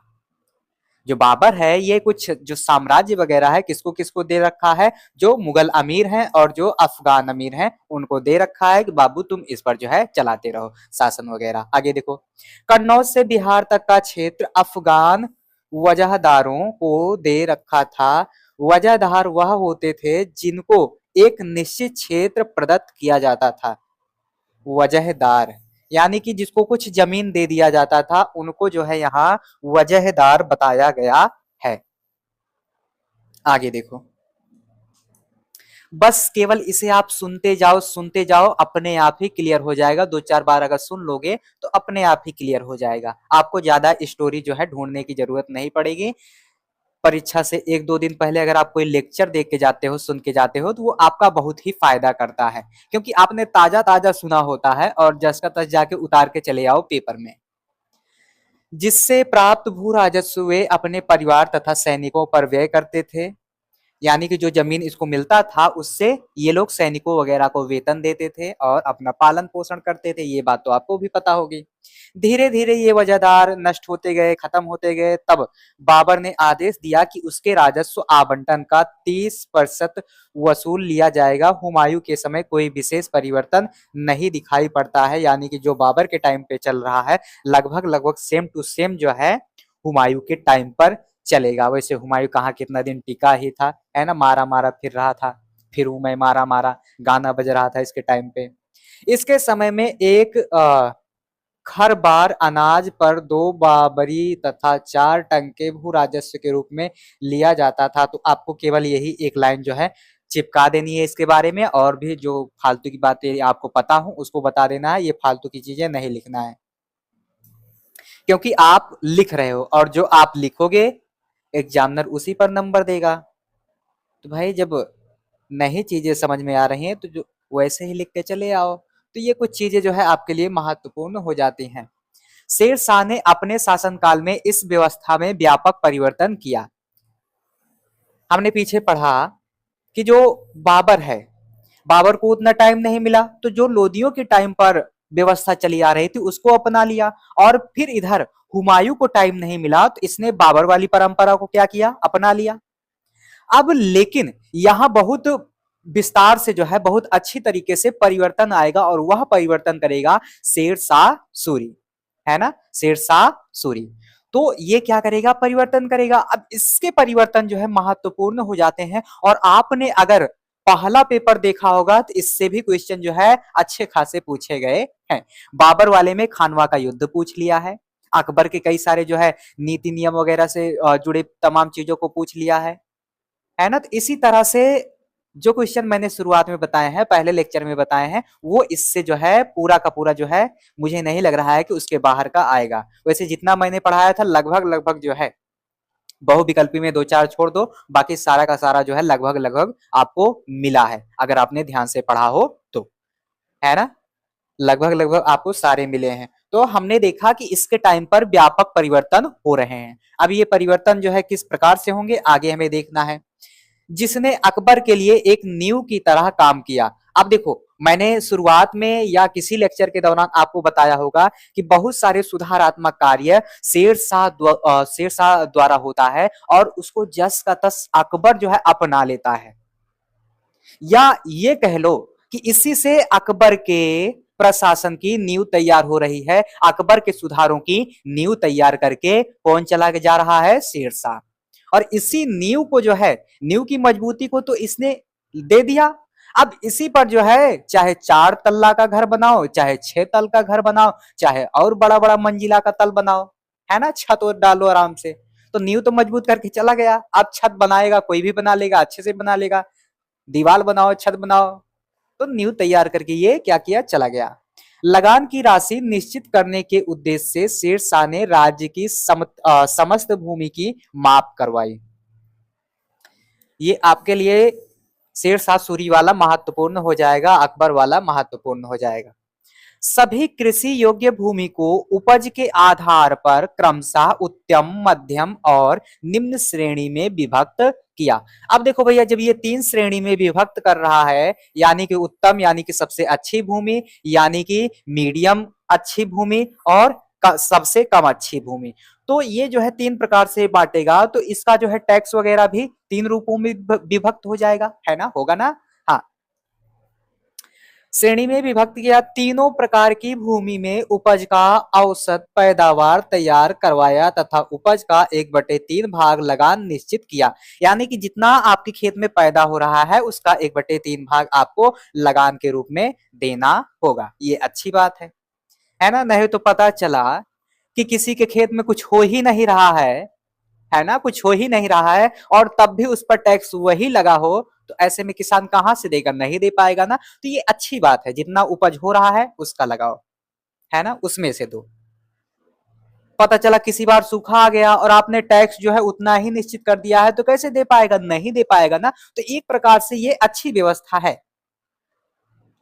क्लियर हो रही है बातें? मान लीजिए आपको किसी को हर माह जो है किसी आधार पर पैसे देना हो, और अगर आपसे यह कह दिया जाए बाबू आपको हर महीने जो है 100 रुपए देने ही देने हैं, और अगर किसी आधार पर अगर बना दिया जाए तो आप जो है अगर इस बार नहीं दे पाते हो तो उस आधार पर दोगे, है ना। समझ में आ रही बातें? हाँ, आगे देखो। निश्चित किया गया, शेरशाह ने दरों की नई प्रणाली राय निकाली जिसके अनुसार अलग अलग किस्मों पर राज्य के भाग की दर अलग अलग तय की गई। तो इसने जो है राय क्या निकाली? एक नई प्रणाली निकाली। कौन सी प्रणाली भैया? राय प्रणाली। और ये आप जो है उपज के आधार पर 1/3 भाग लगान निश्चित किया। ये बातें आपके लिए जरूरी हो जाती हैं और ये राय जो है ये आपके लिए महत्वपूर्ण हो जाता है। आगे देखो, इसके अतिरिक्त शेरशाह को जरीमाना तथा महासिलाना भी देना पड़ता था, जो 2.5 से 5% तक हो सकता था।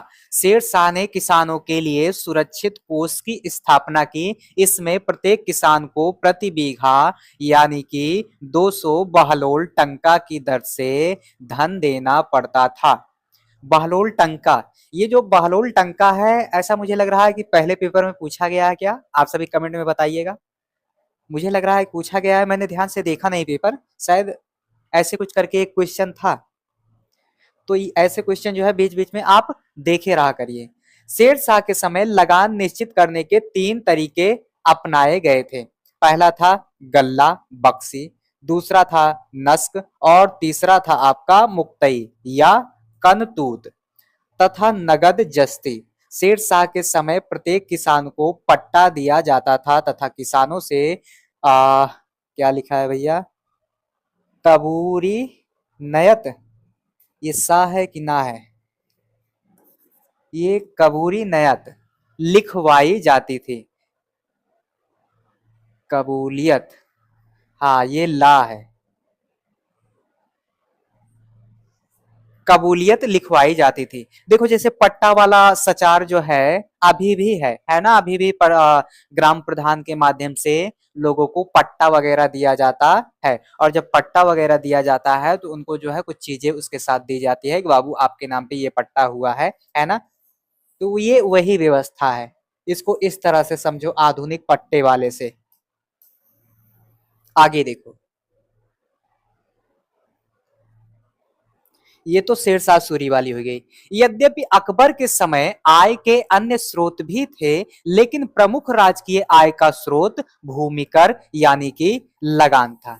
वैसे जो अकबर का टाइम है उसमें बहुत सारे स्रोत थे पैसे आने के, कर आने के, टैक्स आने के, लेकिन उनमें से जो भूमि कर था वो महत्वपूर्ण था, वो सर्व प्रमुख था। इतनी बातें क्लियर हो गई।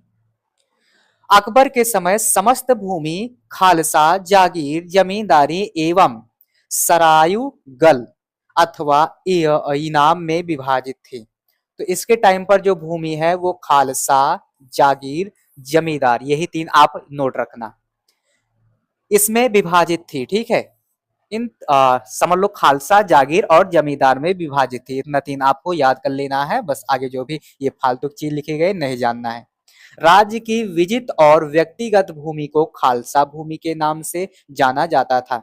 जो विजित यानी कि जो जीती गई जमीन है ना। राज्य की विजित और व्यक्तिगत यानी कि अगर मान लीजिए किसी व्यक्ति की वो व्यक्तिगत जमीन है या युद्ध वगैरह में जीती गई हो तो उसको जो है खालसा भूमि के नाम से जाना जाता था। ये बात आपको पता होनी चाहिए, नहीं भी पता होगी तब भी कोई दिक्कत नहीं है, क्योंकि 6 महीने में आप सभी ने कुछ नहीं पढ़ा तो 1-2 घंटे में बहुत ज्यादा पढ़ के क्या करोगे, है ना। लगभग सेमेस्टर आपका 6 महीने का होता है, 6 महीने के आसपास आपका पेपर होता है। जब आपने इतने दिनों में कुछ नहीं पढ़ा तो आप इन 1-2 घंटों में बहुत ज्यादा कुछ कूड़ा करकट पढ़कर क्या करोगे। इससे अच्छा रहने दो, थोड़ा थोड़ा ही पढ़ो और उसी को जो है बना चुना के बढ़िया तेल मसाला लगा के, है ना, चटपटी वगैरह चटनी वगैरह लगा के बढ़िया बना बना के लिख के चले आओ। ये क्लासें जो है आपको 1-2 घंटे की इसीलिए दी जाती है ना।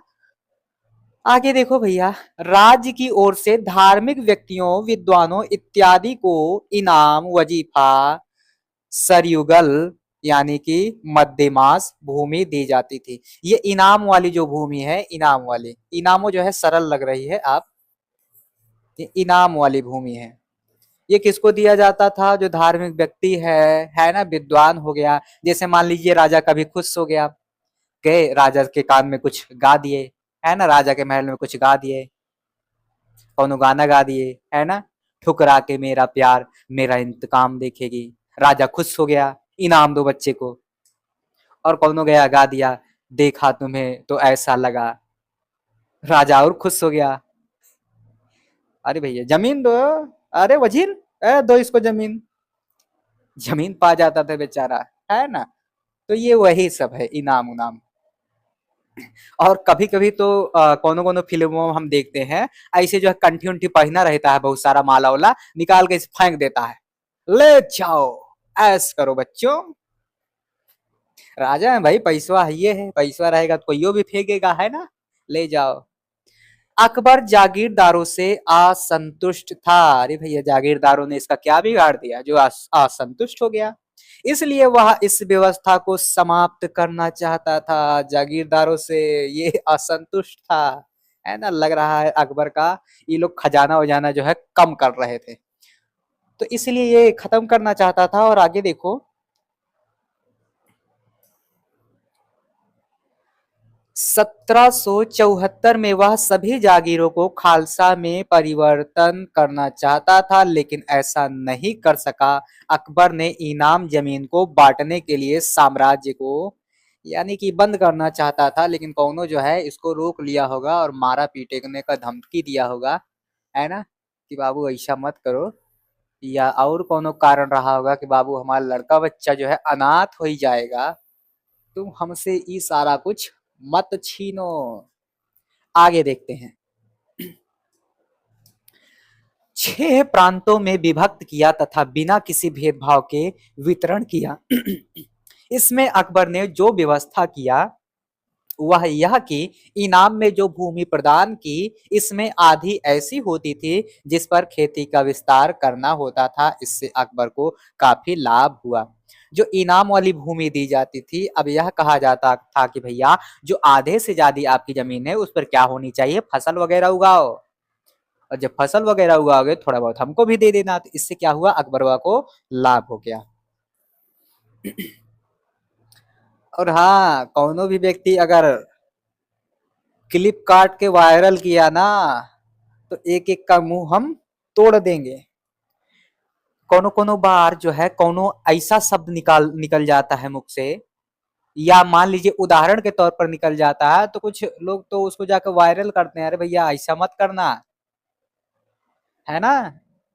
जैसे मैंने बबरा बोल दिया, अकबरवा बोल दिया, अरे भैया ये आपके मजाक के लिए, मतलब आपको थोड़ा मनोरंजन मिल जाए, ताकि आप लेक्चर को देखते समय बोरियत फील ना करो, इसलिए कहा जाता है, इसलिए उदाहरण दिया जाता है, इसलिए थोड़ा हंसी ठिठोली कर लिया जाता है। लेकिन आप सभी वायरल मत करना, नहीं कूट देंगे आके को। आगे देखो, अकबर प्रथम मुगल बादशाह था, ये सबको पता है, जिसने लगान व्यवस्था को एक व्यवस्थित क्रम दिया। इतना तो पता है सबको, लेकिन का है भैया, कहानी तो गढ़ना पड़ेगा, एंड नमक मिर्चा तो लगाना पड़ेगा। आगे देखो, 1560 में अब्दुल मजीद आसम खां को वित्त मंत्री बनाया। ये लो, वित्त मंत्री बना रहा है। जैसे आज के टाइम पे ताई है ना अपनी, है ना, वित्त मंत्री के रूप में दहाड़ रही हैं। उसने सरदारों को प्रसन्न करने के लिए जागीरों की आय को बढ़ा चढ़ाकर दिखाया, जिससे सभी को हानि हुई। 1563 में इत्माद खां को वित्त मंत्री बनाया गया। इत्माद खां ने खालसा भूमि एवं जागीर भूमि को स्पष्टतया अलग अलग दिखाया। यह भी आदेश जारी किया कि जिस सिक्के पर जितना लिखा है उसका मूल्य उतना ही समझा जाएगा। 1564 में मुजफ्फर खां को राज्य का दीवान वित्त मंत्री नियुक्त किया गया। उसने कानूनगो की नियुक्ति की ताकि लगान की एक निश्चित आय का पता लगाया जाए। तो बहुत सारी स्टोरी है, इतना आपको नहीं जानना है। जो मैं हाईलाइट करूंगा केवल उतने पर ही आपको ध्यान देने की जरूरत है। ये हो गया। इस आधार पर जो लगान की व्यवस्था की गई उसे जमाई हल हासिल कहा जाता था। जमाई उमाई बना दे रहे हैं ये लोग। इस कार्य से थोड़ा सा लाभ अवश्य मिला, लेकिन कोई स्थायित्व नहीं मिल सका। 1568 में सिहाबुद्दीन अहमद खां को खालसा भूमि का दीवान बनाया गया। उसने जाप्ती हरसाला को समाप्त कर नस्ल व्यवस्था को अपनाया, लेकिन यह व्यवस्था भी लंबी नहीं चल सकी। 1570 में पुनः मुजफ्फर खां को अर्थ मंत्री बनाया गया। उसने जाप्ती हरसाला की व्यवस्था को आरंभ कर दिया। ये सब फालतू की बकवास है, इतना नहीं जानना है। आगे देखो, यहां से हो सकता है चर्चा आपकी महत्वपूर्ण सिद्ध हो। यहां से हो सकता है आपकी चर्चा क्या हो, महत्वपूर्ण हो। आगे देखिए, अकबर ने टोडरमल को अर्थ मंत्री बनाकर भूमि की पैमाइश कराई। ये यहां से जो है टोडरमल वगैरह को जो है आपको जानना चाहिए। मान लीजिए आपसे दे दिया जाए टोडरमल, है ना, उसमें ऐसे दे देता है छोटे छोटे क्वेश्चन वाले में, और उसमें लिख दिया टोडरमल, तो आप क्या बताओगे टोडरमल के बारे में? तो कहना कि अकबर ने टोडरमल को अर्थ मंत्री बनाकर भूमि की पैमाइश कराई। अब जब अर्थ मंत्री बना देगा, भूमि की पैमाइश करने के लिए कहेगा, तो ई क्या करेगा, बैठ के देखेगा? नहीं देखेगा, ई भूमि की पैमाइश करेगा और तमाम चीजों को बताएगा। दो चार लाइन हो गया, दो चार लाइन नमक मसाला लगा के भी आपने लिख दिया, हो गया ना कल्याण। तो जो छोटू वाले क्वेश्चन में नंबर मिलना होगा मिल जाएगा। क्लियर हो गई बात? हाँ। भूमि के नाप के लिए रस्सी की जगह पर लोहे के दल्लों, ये दल्लों कहां से आ गया, छल्लो होना चाहिए, है ना, छल्लो होना चाहिए, ज्यादा अच्छा है। तो हो सकता है या तो किताब लिखने वाले से, या किताब की टाइपिंग जब होती है तब, या किसी और कारणवश से यहाँ मिसप्रिंट हो सकता है। तो दल्लों छल्लों आप ध्यान रखे रहना। से जुड़ी बांस यानी कि गजे इलाही का इस्तेमाल किया गया। क्षेत्रफल की इकाई बीघा मानी गई, जो 60 गज एक्स 60 गज गुणे होगा, गुणे 60 गज का था। कृषि योग्य भूमि को 4 भागों में बांटा गया। तो इतना आपको जो है ये इतना नोट कर लेना है, और उसके बाद यहां से जो है आपको नोट कर लेना है। ये जो बीघा है यही आपको ध्यान रखना है। अब 4 भागों में जो बांटा जा रहा है, ये 4 भाग आपके लिए क्या हो जाएंगे, महत्वपूर्ण हो जाएंगे। ये 4 भाग आपके लिए महत्वपूर्ण हो जाएंगे, पोजल, परती, छच्छर और बंजर। पोजल, सर्वश्रेष्ठ भूमि जिस पर प्रत्येक वर्ष कृषि की जाती थी, उसे पोजल के नाम से जाना जाता था। तो ये क्या है, इस पर हर साल खेती होती थी, और ये सर्वश्रेष्ठ भूमि है। यानी कि कोई कोई खेत ऐसा होता है जहां हमेशा खेती होती रहती है, और कोई कोई खेत ऐसा होता है जिस पर बंजर ही छोड़ दिया जाता है, और कोई कोई खेत ऐसा होता है जिस पर कभी कभार जो है खेती की जाती है। तो ये पहला वाला सर्वश्रेष्ठ कोटि में आ रहा है, ये बात आपको जानना है। प्रति प्रति 1 या 2 वर्ष के अंतराल पर खेती, यानी कि कभी कभी जो है बोकर छोड़ दिया जाता है, फिर उस पर कई वर्षों तक बोया ही नहीं जाता, खेती की ही नहीं जाती, तो उसे कहते हैं प्रति। जो हमारे गांव वाले विद्यार्थी होंगे उनको काफी अच्छे तरीके से यह सारी चीजें पता होंगी। भैया प्रति का होता है, बंजर का होता है ना। अब देखो छच्छर, छच्छर में इस पर 3 या 4 वर्ष खेती नहीं की जाती। ले 1 या 2 वर्ष के अंतराल, इसमें जो है 1 या 2 वर्ष के अंतराल खेती की जाती है, इसमें जो है 3-4 साल खेती की ही नहीं जाती, उसके बाद की जाती है। और बंजर वाले पे इस भूमि पर 5 या उससे अधिक वर्षों तक खेती नहीं की जाती, यानी कि इसको क्या किया जाता है, छोड़ दिया जाता है, बंजर। तो ये सारी बातें, इनमें से बहुत सारी बातें आपको पता ही होंगी। और अकबर के समय पर यही सारी बातें, जैसे परती हो गया, पोजल हो गया, तो इसमें और भी स्टोरी अगर आपको पता होगी तो लगाइएगा बढ़िया से नमक मिर्च मसाला, ठीक है। अगर आपकी राइटिंग है, अगर आप मिर्च मसाला लगाना जानते हैं, तो आपके अच्छे स्कोर आएंगे, यकीनन आएंगे। क्योंकि सारी बातें किताबों की आप भी नहीं याद कर सकते, एग्जामिनर भी नहीं याद कर सकता, और एग्जामिनर यही चाहता है कि बच्चे अब उस लेवल पर पहुंच चुके हैं कि अपने भी विचार ये अपनी कॉपी में लिख सकते हैं, अपने भी विचार उसमें प्रकट कर सकते हैं। प्रत्येक भूमि की उपज के आधार पर वार्षिक लगान की व्यवस्था करके करोड़ी नामक पदाधिकारी को सौंप दिया गया।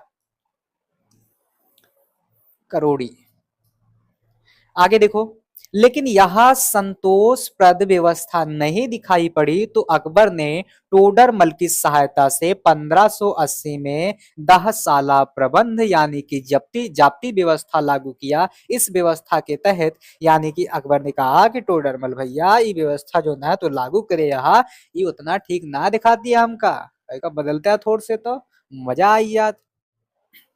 10 वर्ष में अलग अलग भूमि में अलग अलग फसलों की उपज को लगान तय करने का मापदंड बनाया गया। अनाज का मूल्य भी 10 वर्षों की कीमत पर तय किया गया।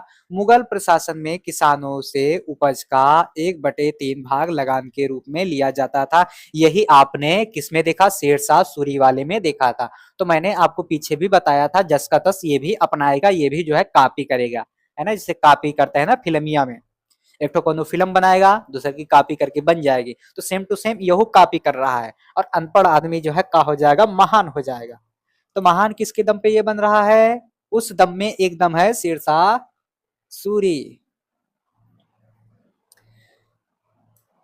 हमार एक ठो दोस्त था, मित्र था, फ्रेंड था, वो जब शेरशाह सूरी का नाम आवे तो कहा, तो वो कहता था शेरशाह छुरी, शेरशाह छुरी। तो छुरी के बारे में हम पढ़ रहे हैं।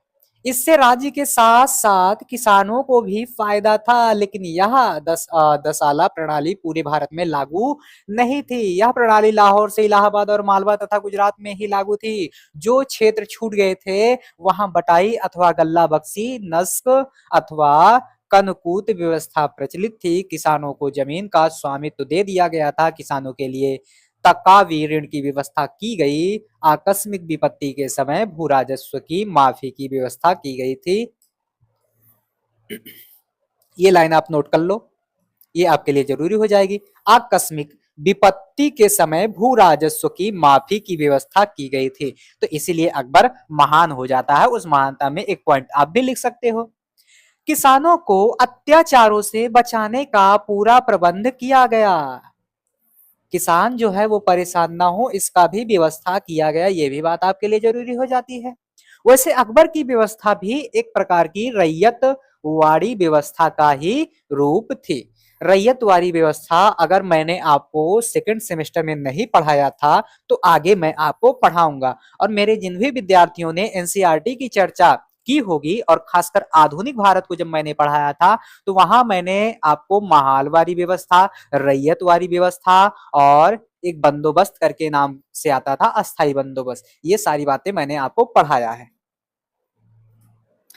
अब ये तो हो गई अकबर की कहानी। अब हम जहांगीर के टाइम पर चलते हैं और देखते हैं कि ये बच्चा जो है ना, अकबर वाला ये जो बच्चा है ये क्या कर रहा है। तो देखो भैया, जहांगीर के समय भू राजस्व व्यवस्था अकबर की राजस्व व्यवस्था का ही मूल रूप थे, तो सेम टू सेम जो है ई कॉपी करेगा। तो देखो लगभग लगभग क्या हो रहा है भैया, कॉपी हो रहा है। एक ने कोनो जो है पर्चा पाया और वो जो है टू कॉपी करा ले रहा है, फिर अगला जो है पर्चा मिला वो टू कॉपी करा लिया, अगला पर्चा मिला वो टू कॉपी करा लिया, बस थोड़ा थोड़ा जो है उसमें कलर चेंज कर दिया।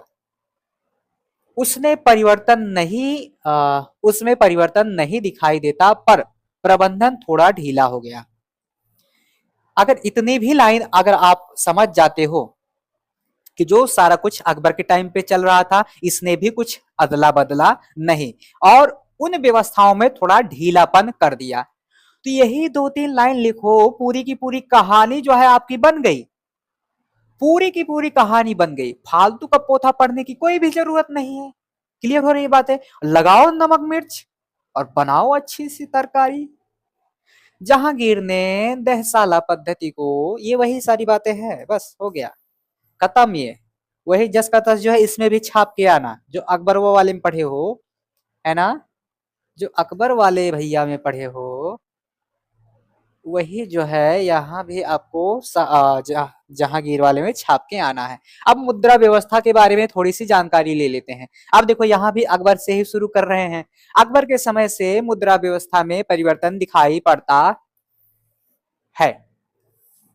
सिक्का ढालने पर राज्य का एकाधिकार था, यानी कि राज्य का एकाधिकार है, राज्य ही सिक्का वगैरह ढाल सकता है। साम्राज्य में महत्वपूर्ण जगहों पर टकसाल, टकसाल का मतलब होता है जहां सिक्कों वगैरह की ढलाई की जाती है, स्थापित किए जाते थे। मुगलकालीन सिक्कों पर बादशाह का नाम एवं उनकी उपाधि, टकसाल का नाम जारी करने की वर्ष एवं कुरान की आयतें खुदवाई गई थी। इनके सिक्कों पर क्या क्या दिखाई दे रहा है, तो सबसे पहले आपको बादशाह का नाम दिखेगा, उसकी उपाधि दिखेगी और कुरान की आयतें आपको दिखेंगी।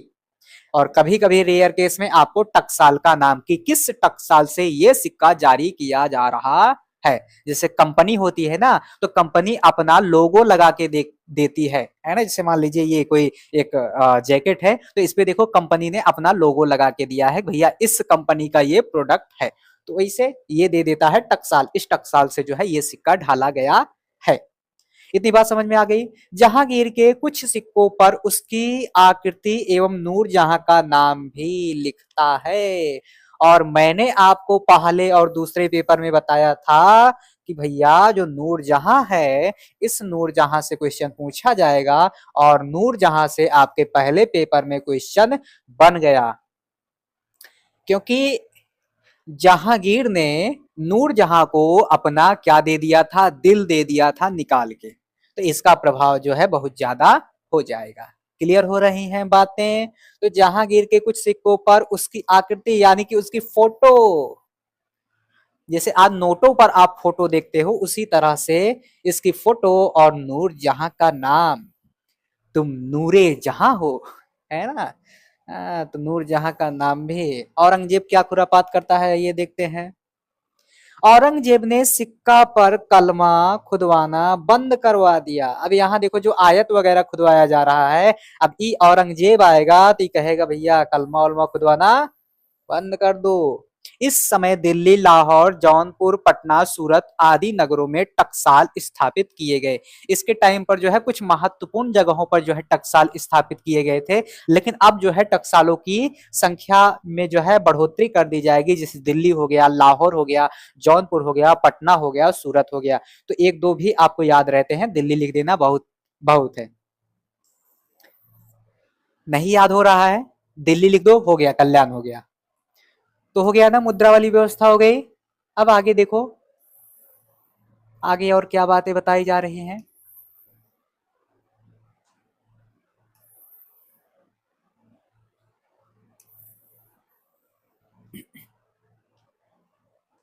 आगे देखो, अकबर का सबसे बड़ा सोने का सिक्का संसब कहलाता था। सोने का अधिक चलन वाला सिक्का इलाही कहलाता था। तो ये दो बातें याद कर लो भैया। नहीं मान लीजिए दे दिया संसब, दे दिया इलाही। सोने के कुल सिक्कों की संख्या 26 थी। चांदी का सिक्का रुपया कहलाता था। ये रुपया का चलन जो है किसके टाइम पर आ रहा है, ये लिया गया है शेरशाह सूरी से। रुपया जो है शेरशाह सूरी द्वारा ही चलवाया गया था, और मैंने आपको बताया था कि ये जो है जस का तस क्या करेगा, अपनाएगा रुपया। चौकोर रुपयों को जलाली कहा जाता था। तांबे का सिक्का दाम कहलाता था। ये आपके लिए जरूरी हो जाता था, है दाम। दाम हो गया, रुपया हो गया, इलाही हो गया। तांबे का सबसे छोटा सिक्का जीतल कहलाता था। जीतल भी आपके लिए जरूरी हो जाएगा। जीतल, जीतल कहा जा रहा है, शीतल मत समझ लेना। ये हो गया इलाही, रुपया, दाम, जीतल, इसकी कहानी खत्म हो गई। अब कृषि व्यवस्था में थोड़ा बहुत चीजें देखा जाए। वैसे देखो, खेतों के अंतर्गत हमने कृषि को भी निपटा दिया था, लेकिन यहाँ थोड़ा बहुत हम लोग चर्चा कर लेते हैं। मुगल कालीन आर्थिक व्यवस्था का मुख्य आधार कृषि था। मैंने कहा ना कि जो टैक्स है, टैक्स में मुख्य क्या था, खेती ही थी, भूमि ही थी ना, भूमि कर थी ना। तो ये भी वही हो जाएगा, सेम टू सेम। अगर आप लिखना जानते हैं, अगर आप चीजों को जोड़ना जानते हैं, तो आप आसानी से कर ले जाओगे। अब देखो, भू स्वामित्व, भू राजस्व व्यवस्था में मुगलों ने समयानुसार आवश्यक परिवर्तन किए। कृषि का विस्तार, जमीन की उपज बढ़ाने के लिए, किसानों को खेती के लिए प्रोत्साहन किया। ये सारी बातें हम पीछे पढ़ के चले आए हैं, है ना, भू राजस्व व्यवस्था के अंतर्गत। तो उसी का जो है एक वर्जन यहाँ अलग से दे दिया गया है। तो आपको इसमें परेशान नहीं होना है। आपको जो है खूब बढ़ चढ़ के बताना है कि खेती ऐसी शानदार होती थी, जबरदस्त होती थी, है ना। बाजरा वजरा खूब बोना, आप लगा देना। नदियां, कुआं, तालाब से भी सिंचाई होती थी, और भी तमाम चीजें लिखना आप। अब ये देखो कहाँ कहाँ खेती हो रही है, कैसे कैसे हो रही है, वही सारी बातें दी गई हैं। जिनके पास पीडीएफ होगा वो पीडीएफ से एक बार देख लेंगे। यहाँ देखो कुछ दिया गया है। इन अकालों के बारे में इतिहासकार बदायूंनी लिखता है कि उसने स्वयं अपनी आंखों से मनुष्य को, अपने संबंधियों को, यहाँ देखो खाते दिए हैं, खोते होगा ये, खोते हुए देखा इस अकाल का कृषि एवं। तो इसको क्या करना, आप स्वयं से ही पढ़ लेना।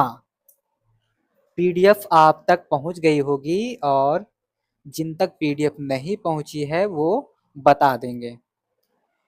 ये वही सारी बातें हैं, भूमि के बारे में ही बताया जा रहा है, भू राजस्व प्रणाली के बारे में ही बताया जा रहा है। ये सारी बातें आप जान लेना। अब जो सबसे ज्यादा महत्वपूर्ण है वह आपका हो जाएगा मुगल कालीन कला। वेरी इंपॉर्टेंट हो जाएगा ये, इसको लिखो। और यहां से एक दो क्वेश्चन हर हाल में आपका चाहे दीर्घ में पूछ लेगा, और आपका अति लघु में भी पूछा जाएगा, और लघु में भी पूछा जाएगा। यहां इसे लिखो, लघु में पूछा जाएगा, अति लघु में पूछा जाएगा, और आपका दीर्घ में भी पूछा जाएगा। यहां से एक एक क्वेश्चन जो है सब में पक्का ही समझो, है ना, सब में लगभग लगभग आप पक्का ही क्या करो, समझो, पक्का समझो। और चर्चा जो है थोड़ा बड़ी हो रही है, इसलिए हम जल्दी से इसे खींचने का प्रयास करेंगे। तो ये चैप्टर जो है, ये टॉपिक जो है आप जरूर पढ़ के जाइएगा हर हाल में। बाबर ने भारत में मुगलों की सत्ता स्थापित की, ये अक्खा पब्लिक को मालूम है।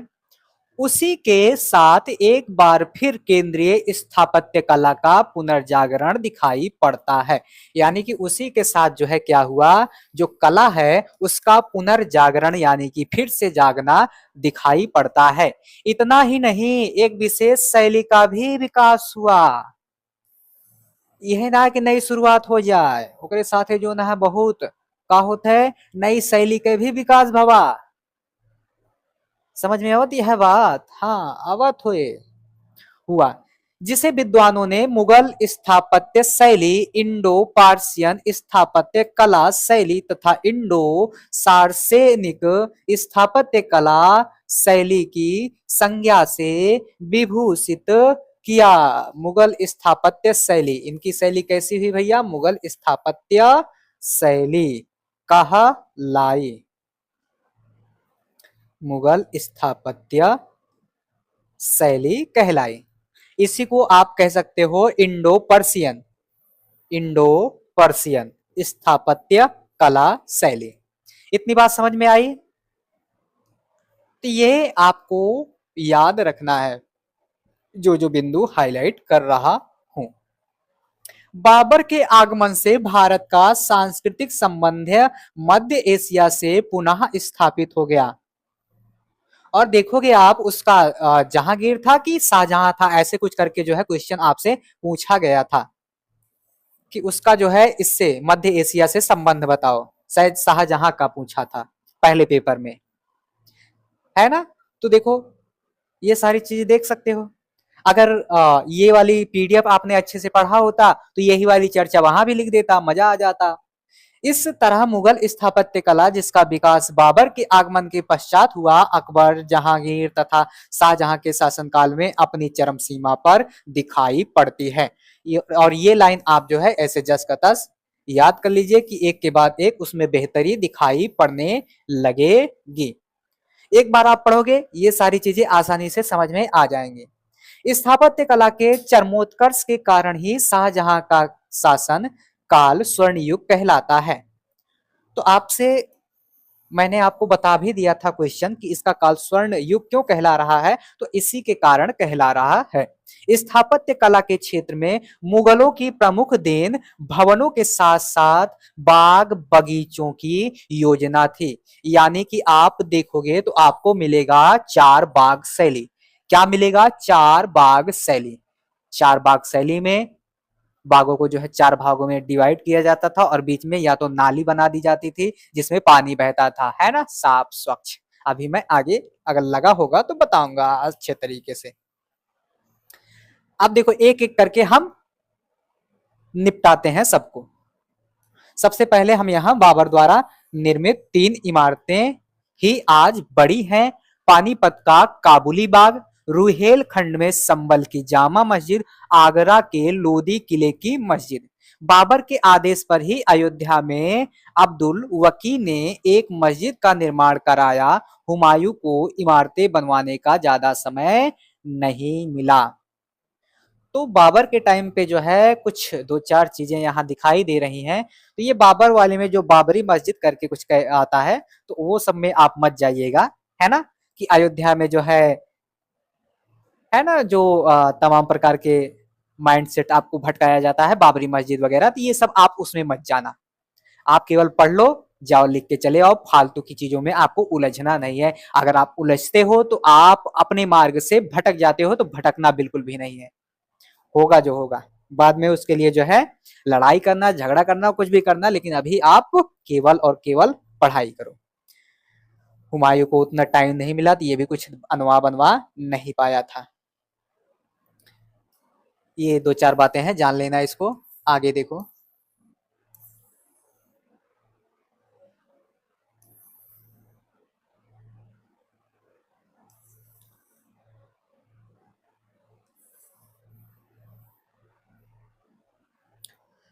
आगे महत्वपूर्ण जो है अकबर से स्टार्ट होगा। मिल सका, उसने फतेहपुर की विशाल मस्जिद तथा दिल्ली का दीन पनाह महल बनवाया। तो ये दीन पनाह महल जो है, और यही जो है सीढ़ियों से गिरकर ये चला भी जाता है, ये बातें आपको पता ही होगी, तो ये बनवा रहा है।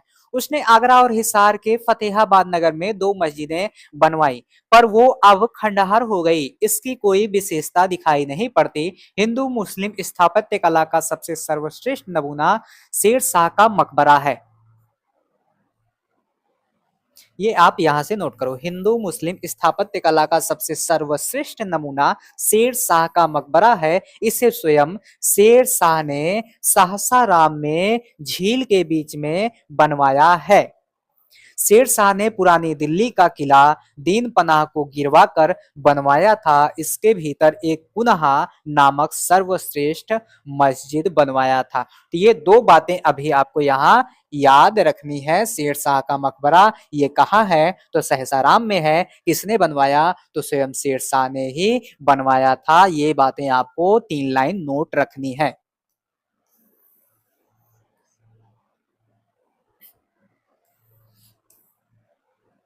आगे देखो, अकबर के टाइम पे बाबर हो गया, हुमायूं हो गया और शेरशाह हो गया। इन तीनों को हमने निपटा दिया। अब जो आपकी चर्चा आएगी ये बेहद महत्वपूर्ण होगी और ये चर्चा जो है आपकी जहांगीर तक महत्वपूर्ण ही सिद्ध होगी। अकबर के समय में स्थापत्य कला का क्या हुआ? व्यापक प्रसार हुआ, यानी कि बहुत ज्यादा बढ़ा, बहुत ज्यादा बढ़ा। इसने बड़े पैमाने पर सुंदर इमारतें बनवाई। अबुल फजल लिखता है कि सम्राट सुंदर इमारतों की योजना बनाता है और अपने मस्तिष्क एवं हृदय के विचारों को पत्थर और गारे का रूप देता है। यानी कि ये इसका क्या कर रहा है? प्रशंसा कर रहा है। और कुछ इतिहासकार इसे इसीलिए कहते हैं कि अबुल फजल जो है अकबर का चापलूस था। तो भैया ये बड़ा चढ़ा के तो बताएगा ही। अकबर के समय की सर्वप्रथम इमारत हुमायूं का मकबरा है। यह हाजी बेगम के देखरेख में बना था। किसके देखरेख में बना था? हाजी बेगम के देखरेख में बना था। इसका प्रधान कारीगर मीरक मिर्जा गयास ईरानी था। हुमायूं का मकबरा जो है आपका महत्वपूर्ण हो जाएगा। मान लीजिए आपके पेपर में दे दिया गया लिख के हुमायूं का मकबरा, तो आपको ये बातें लिख के आनी है। यही कारण है कि इस मकबरे की शैली ईरानी है। मिर्जा गयास ईरानी, अब ये ईरानी है तो इसकी शैली क्या हो जाएगी? ईरानी हो जाएगी। ऑटोमेटिक बात समझ लो। अकबर ने कई दुर्गों का निर्माण कराया जिसमें 8 वर्षों के सतत प्रयास से आगरा का किला बनाया। इसका प्रधान कारीगर कासिम खां था। आगरा के किलों में जो पश्चिमी प्रवेश द्वार है उसे दिल्ली दरवाजा कहा जाता है। आगरा का किला जो है अकबर ने बनवाया, इसे क्या कहा जाता है? दिल्ली का दरवाजा कहा जाता है। ये जो और बात सेंटेंस छूटा है उसको आप देख लेना। पर्सी ब्राउन इस किले के बारे में कहते हैं कि निसंदेह भारत का सबसे अधिक सर्वश्रेष्ठ दरवाजा हाथी पोल इसी में था। आगरा के किले में ही अमर सिंह दरवाजा भी है। अकबर द्वारा आगरा के किले में निर्मित भवनों में अब थोड़े ही शेष बचे हैं। उसमें भी जहांगीर महल तथा अकबरी महल विशेष उल्लेखनीय है। और इन आगरों के किलों में आप देखोगे जहांगीरी महल है ना, अकबरी महल है, ये विशेष उल्लेखनीय है। अब देखो अकबर ने जो किले वगैरह का निर्माण किया या स्थापत्य काम करवाया उसमें जो है किन चीजों का प्रयोग किया? तो अकबर ने लाल पत्थर से एक और किला, लाहौर का किला बनवाया। तो लाहौर का किला भी बनवा रहा है। लाहौर के किले में अनेक महलों का निर्माण करवाया था। इसमें पशु पक्षियों की आकृतियां भी बनाई गई थी। शायद भारतीय शिल्पकारों के भाग लेने का यह परिचायक था। 1583 में अकबर ने इलाहाबाद के किले का निर्माण करवाया था। इलाहाबाद का किला, यहां मैं गया हूं। इलाहाबाद का जो किला है यहां मैं गया हूं और काफी बेहतरीन तरीके से चीजों को बनाया गया है। देख के आया हूं मैं, बहुत अच्छा लगा मुझे जब मैं गया। तो यह गंगा तथा यमुना के संगम पर स्थित है और जो हमारे प्रयागराज गए होंगे विद्यार्थी वो उनको अच्छी तरह से ये पता होगा। वहां जो है पातालपुरी वगैरह है जहां ऐसा कहा जाता है कि जो उनकी पत्नी थी जोधाबाई, उनके टाइम पर यानी कि अकबर के टाइम की वो मूर्तियां जो अभी इस समय है वो लगी हुई हैं। तो मैं गया था, देखा था, अच्छा लगा था। किले के अंदर के भवनों में जनाना महल आज भी सुरक्षित है। अच्छा होगा भाई जनाना महल, हमने तो नहीं देखा क्योंकि वहां जो है अंदर जाने की इजाजत नहीं दे रहे थे। वहां फोटो खींचने की भी इजाजत नहीं थी, लेकिन हम लोग जो है बिना डरे फोटो खींच रहे थे। अकबर ने साम्राज्य की सीमाओं की सुरक्षा के वास्ते अटक का किला बनवाया। अटक का किला ध्वंसाशेष स्थित में है फतेहपुर सीकरी। फतेहपुर सीकरी जो है आपका महत्वपूर्ण हो जाता है। फतेहपुर सीकरी, फतेहपुर सीकरी अकबर की सबसे महत्वपूर्ण योजना फतेहपुर सीकरी का नगर बसाना था। उसने इसको 1572 में गुजरात विजय के बाद बनवाया। वैसे तो इसका नाम फतेहाबाद था, लेकिन आम जनता इसे फतेहपुर सीकरी कहने लगी। अकबर के सर्वश्रेष्ठ इमारतें फतेहपुर सीकरी में बनवाया, जिसमें जोधाबाई का महल। ये फतेहपुर सीकरी में क्या क्या है ये आपको जानना है। दीने आम, दीने आम नहीं दीवाने आम, दीवाने खास, बीरबल का महल, पंचमहल, जामा मस्जिद, बुलंद दरवाजा आदि। इसमें पंचमहल बुद्ध मंदिर जैसा बना है। जो पंचमहल है वो बुद्ध मंदिर जैसा बना हुआ है। तो फतेहपुर सीकरी के अंतर्गत कौन कौन सी इमारतें हैं ये भी आपके लिए महत्वपूर्ण हो जाती है। बाकी अगर अकबर वाले में आपको काफी कुछ पता होगा, है ना, आपको काफी कुछ पता होगा क्योंकि अकबर को आपने बहुत बार बहुत जगहों पर क्या किया होगा, पढ़ा होगा। आगे देखो, फर्सी ब्राउन ने तुर्की सुल्ताना की कोठी के बारे में कहा कि यह एक कलात्मक रत्न है। जोधाबाई का महल फतेहाबाद के आवास गृहों में सबसे बड़ा है और पूर्णतः इसकी बनावट और उसकी रचना हिंदू है। मरियम की कोठी ईरानी शैली में बनाया गया है। फतेहाबाद की जामा मस्जिद की दक्षिण दीवार में बना हुआ बुलंद दरवाजा भारत का सबसे शानदार और सबसे ऊंचा प्रवेश द्वार है। तो बुलंद दरवाजा के बारे में ये लाइन आप याद कर लो।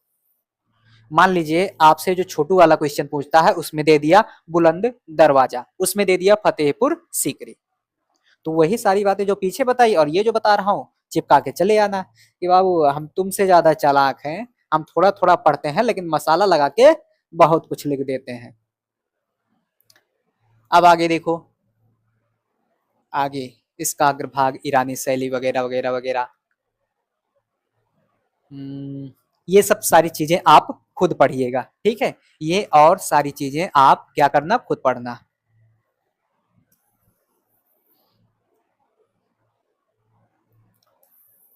मैं देख लूंगा, जो जरूरी होगा केवल उतना ही बताऊंगा।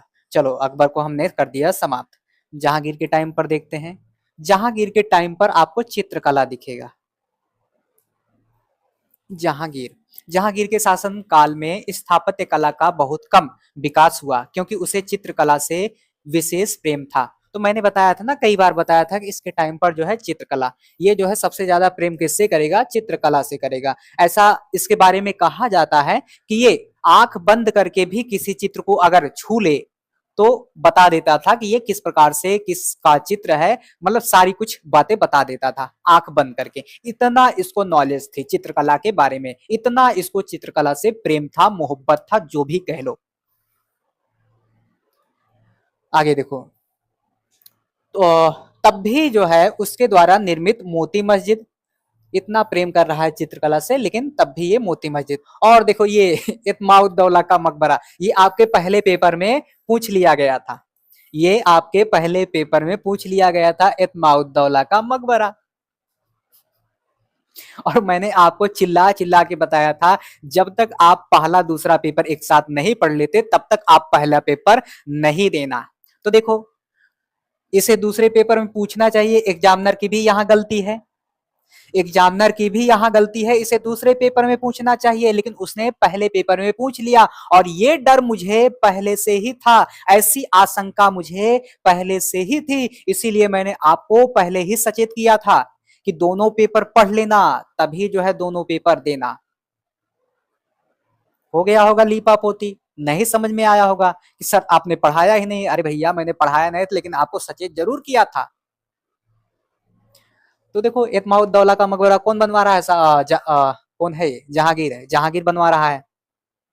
इसने अकबर के मकबरे को पूरा करवाया। अकबर को जो मकबरा है पीछे छूट गया था, इका कराएगा, पूरा कराएगा।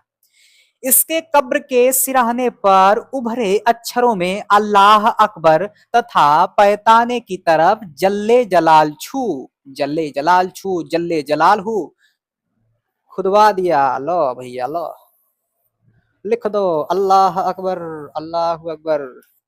इस कब्र के दोनों ओर अरबी अक्षरों में खुदा के 99 नाम लिख दिए।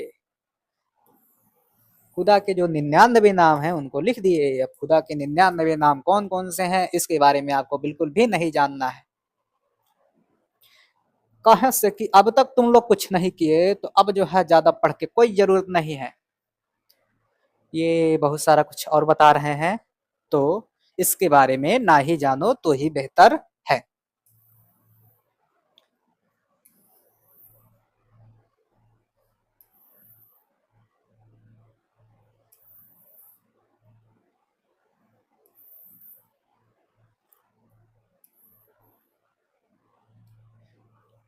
मैं बार बार यही कह रहा हूं कि जो हाईलाइट कर रहा हूं केवल उन्हीं बिंदुओं को आपको जानना है, बाकी बातों से कोई भी मतलब आपका कोई भी लेना देना नहीं होना चाहिए।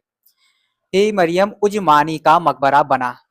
मरियम उजमानी, यह मकबरा वर्गाकार है और लाल बलुआ तथा ईंटों का बना हुआ है। मरियम उज-जमानी, ये भी हो सकता है आपसे लपेट ले, तो किसके टाइम पर बन रहा है ये आपको देखना पड़ेगा। वर्गाकार, इसी के समय इत्माउद्दौला का मकबरा बना, जिसको अकबर और शाहजहां की शैलियों को जोड़ने वाली कड़ी माना जाता है। इत्माउद्दौला का मकबरा देख लो भैया, जिन्होंने दूसरा पेपर भी पढ़ा होगा और तब जाके पेपर दिया होगा वो शानदार करके आए होंगे, तबाही मचा दिया होगा उन्होंने। इसे नूरजहां ने 1626 में बनवाया था। इत्माउद्दौला का मकबरा बन तो किसके टाइम पे रहा है और बनवा कौन रहा ये आप देख ही रहो। यह 2 मंजिला है। यह मकबरा मुगल काल की पूर्ण संगमरमर से बनी पहली इमारत है। अब देख लो भैया, जिन्होंने दूसरा पेपर पढ़ा होगा वो तो शानदार करे होंगे, और जिन्होंने नहीं पढ़ा होगा आप पछताएंगे कि हाय राम, काश सर जी का बात हम मान लिए होते तो आज हमारा 2-3 नंबर और बन गया होता, है ना? यही तो होगा। इसमें सर्वप्रथम पित्रा द्यूरा का प्रयोग मिलता है। अरे भैया, इतना महत्वपूर्ण जब फैक्ट है तो ये काहे ना पूछे एग्जामिनर, एग्जामिनर को सब्र ना रहा होगा। इतनी महत्वपूर्ण चर्चा है, इतनी महत्वपूर्ण इमारत है, इतनी महत्वपूर्ण मकबरा है, ये एग्जामिनर से रहा ही नहीं गया। दूसरे पेपर में पूछना था, पहले ही में पूछ लिया। इसके अलावा शाहदरा में स्थित जहांगीर का मकबरा, अब्दुल रहीम खान खाना का मकबरा, अनारकली का मकबरा भी जहांगीर के समय में ही बनवाया गया था। ये देखो भैया, जहांगीर के टाइम पर ही, भले ही दूसरा कोई बनवा रहा है लेकिन बन तो जहांगीरवा के टाइम पर ही है। तो देखो, शाहदरा में स्थित जहांगीर का मकबरा, अब्दुल रहीम खान खाना का मकबरा, अनारकली का मकबरा। अनारकली, अनारकली को जानते हो ना? अनारकली जो डिस्को जाती है ना, ऐसे कुछ करके गाना एक बनाया गया है। और एक ठो बहुत मुगले आजम करके फिल्म है ना, उसको जो है उसमें दिखाया गया है कि अकबर दीवार में नहीं चुनवाता, एक गुप्त रास्ते के माध्यम से अनारकली को बाहर भिजवा देता है। तो होगा कुछ भाई, मुझे इतना नहीं पता है, हालांकि मैं जानूंगा कभी तो आप सभी को भी बताऊंगा, क्योंकि भाई हम कितना भी पढ़ लिख लें, सर्वज्ञ तो कोई भी नहीं हो सकता, है ना? लेकिन हाँ, विशेषज्ञ भले हो सकते हैं। तो हो गया, शाहजहां के समय मुगल स्थापत्य कला अपने उच्चतम शिखर पर पहुंच गई, जिसके कारण उसका काल स्थापत्य कला का स्वर्ण युग कहा जाता था। ये बात हम कम से कम 20-25 बार पढ़ पढ़ के हम ऊब गए होंगे, लेकिन तब भी अगर आपको ना याद हुआ हो तब भी आपको कोई भी दिक्कत नहीं लेना चाहिए, कोई भी टेंशन नहीं लेना चाहिए। प्रभु का नाम लेना चाहिए और उसी प्रभु के नाम के सहारे आपको जो है जंग के मैदान में कूद जाना चाहिए। इसके समय आगरा के किले में इमारतों का निर्माण कराया गया। आगरा के किले में कौन कौन सा जो है इसने बनवाया? तो भैया, मोती वाली मस्जिद, मुसम्मन बुर्ज, दौलत खां ये खास, दीवाने खास, दीवाने आम, ये तो आप अकबर वाले में भी देखोगे। आदि विशेष उल्लेखनीय इमारतें हैं, इसमें मोती मस्जिद सर्वाधिक सुंदर है। मोती मस्जिद हमने लिख दिया। इसमें मोती मस्जिद सर्वाधिक सुंदर है। उसने दिल्ली में शाहजहानाबाद नगर की नींव रखा। तो ये लोग कुछ नगर नगर भी बसा रहे हैं, ये भी आपके लिए जरूरी हो जाता है। आपसे मान लीजिए दे दिया गया वहां शाहजहानाबाद, तो आप जो है चिपका के चले आना, यही सारी बात।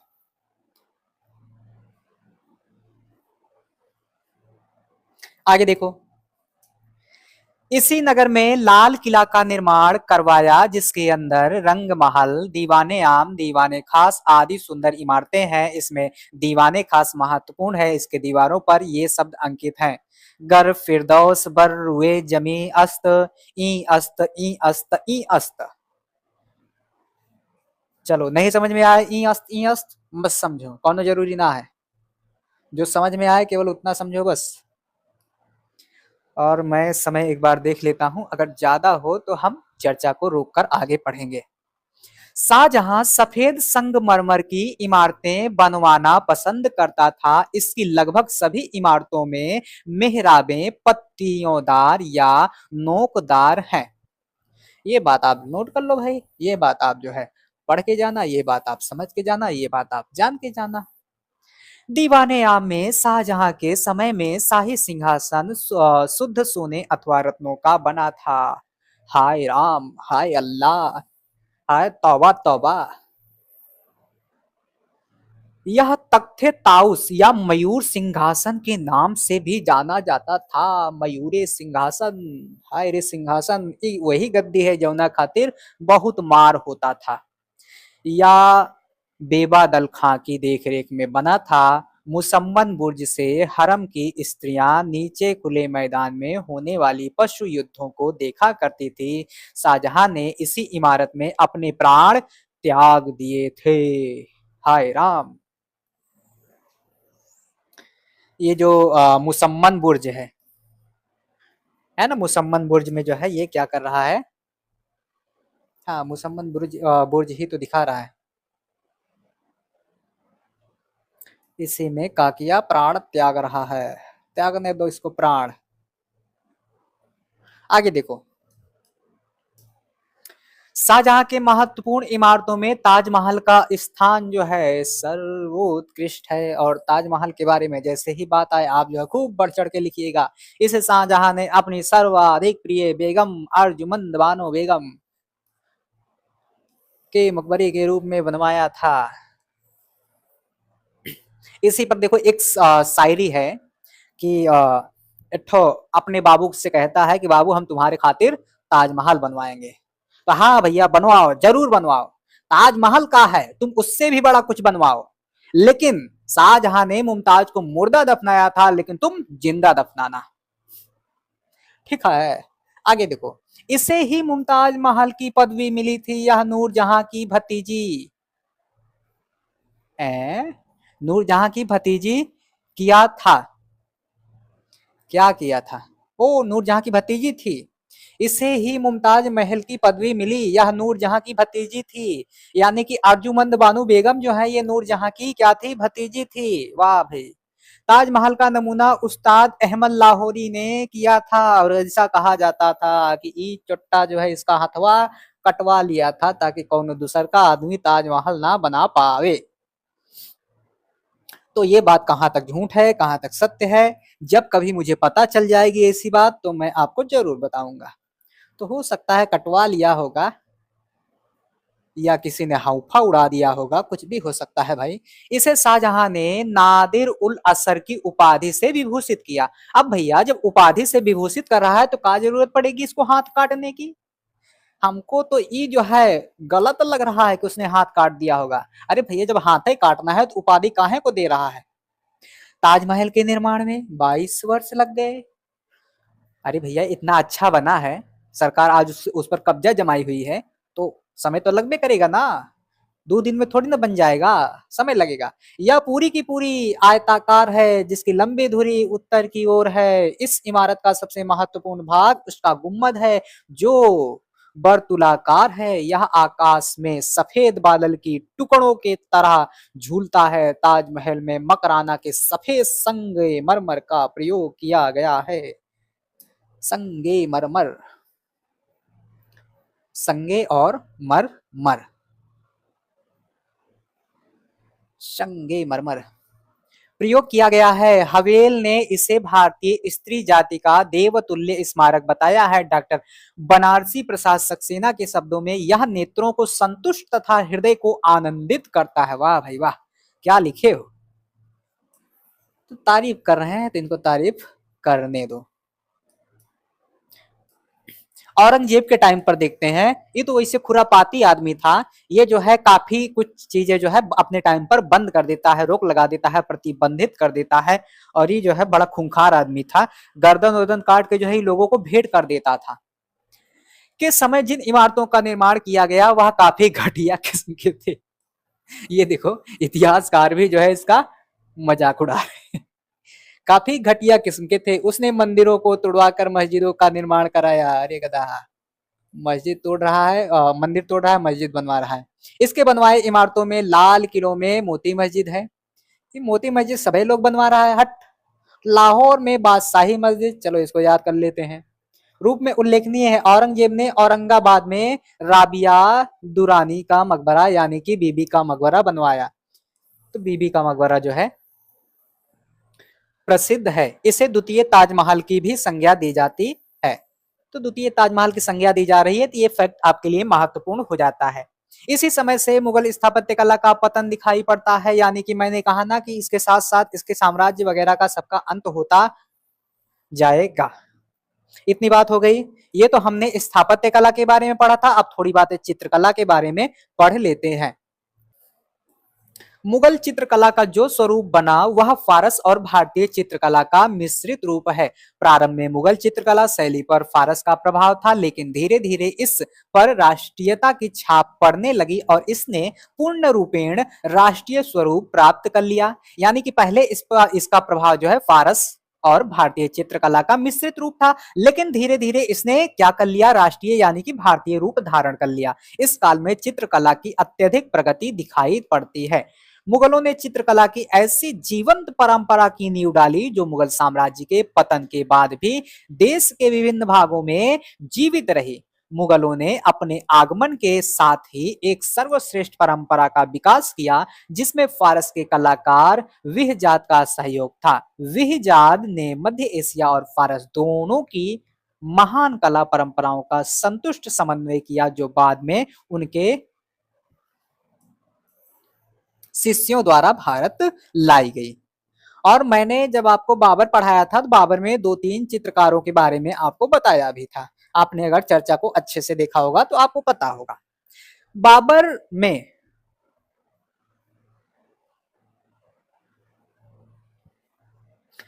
में मुगल वंश के संस्थापक बाबर युद्धों के कारण ज्यादा इस तरफ ध्यान नहीं दे पाया। तो जब भी इसके बारे में कुछ भी लिखना है तो यही कहानी के साथ जो है आपको बताना है। वो भारत में अपनी जड़ें जमाने में कुछ ज्यादा ही दिलचस्पी दिखा रहा था। वह अपनी आत्मकथा बाबरनामा में विहजाद को सभी चित्रकारों में सर्वश्रेष्ठ मानता था, पर विहजाद की आलोचना भी किया है। वास्तव में फारसी चित्रकारी की शुरुआत हुमायूं से मानी जाती है। शेर शाह के खिलाफ असफल होने के बाद हुमायूं ने ईरान में शाह तहमस्प के यहाँ शरण ली थी। शाह के दरबार में उच्च कोटि के चित्रकार एकत्रित थे, जिनमें विहजाद के शिष्य मंसूर तथा उसके पुत्र मीर सैयद अली थे।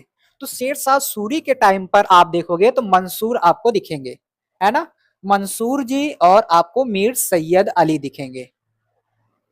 ये 2 नाम आपको याद रखना है। और बाकी चित्रकला पर कहानी आपको पता ही है। वे लोग काबुल गए और हुमायूं ने इन दोनों को दास्ताने अमीर हमना को चित्रित करने का कार्य सौंपा, तथा हुमायूं ने खुश होकर मीर सैयद अली को नादिर उल अस्त्र की उपाधि से विभूषित किया। इसके अलावा अब्दुल समद सीरी कलम भी आकर इस संस्था में मिल गए। मीर सैयद अली तथा अब्दुल सैयद दोनों ने मिलकर चावल के दाने पर चौगान बाजी का संपूर्ण मैदान प्रदर्शित किया, जिसको देखने के लिए चारों ये सारी बातें जो है आपको खुद ही देखना है। ये सारी बातें क्या करना है, आपको खुद ही देखना है। ये तो हो गई हुमायूं वगैरह से। अब देखो अकबर को हम देखते हैं। अकबर ने चित्रकला को एक राजसी कारखाने के रूप में गठित किया। अकबर के समय नियुक्त कलाकारों में दसावन, बसावन, केशव, लाल मुकुंद, मधु, जगन महेश। तो दसावन का नाम आप याद रखना, बसावन का नाम आप याद रखना, ये दो नाम आपको याद होने चाहिए हर हाल में, कि अकबर के टाइम पे जो चित्रकार थे वो कौन कौन से थे, दसावन, बसावन, और केशव भी आप लिख लेना। लेकिन ये दोनों आपको दसावन बसावन याद होना चाहिए। तारा, संबल और राम के नाम उल्लेखनीय है। इन हिंदू कलाकारों ने फारसी तकनीक में भी ऐसी निपुणता प्राप्त कर ली थी कि इन्हें फारसी के प्रसिद्ध कवि निजामी की साहित्यिक रचनाओं के लिए भी चित्र तैयार करने का काम सौंपा गया। सबसे महत्वपूर्ण ऐतिहासिक पुस्तक अकबरनामा को सचित्र बनाने में कई कलाकारों ने भाग लिया था।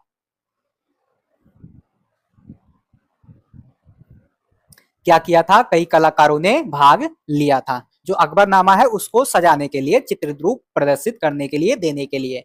इनमें अकबर के समकालीन बसावन, मुस्किन, लाल, गेसु वगैरह वगैरह तमाम नाम है। ये सारा कुछ देखिएगा भैया। आगे देखिए, लगभग 1605 में भारत फारसी लघु चित्रों का युग समाप्त हो गया। बाद की चित्रकारी के लिए मुगल चित्रकला का नाम देना ही अधिक उपयुक्त होगा। अकबर को चित्रकला के प्रति विशेष रुचि थी। चित्रकला के लिए अकबरों को रुचि थी।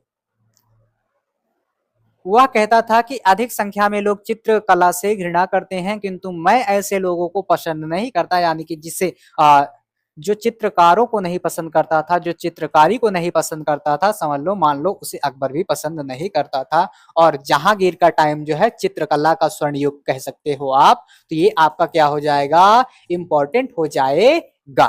और इस जहांगीर से, जहांगीर की चित्रकला से हम अपनी कहानी को आगे स्टार्ट करेंगे।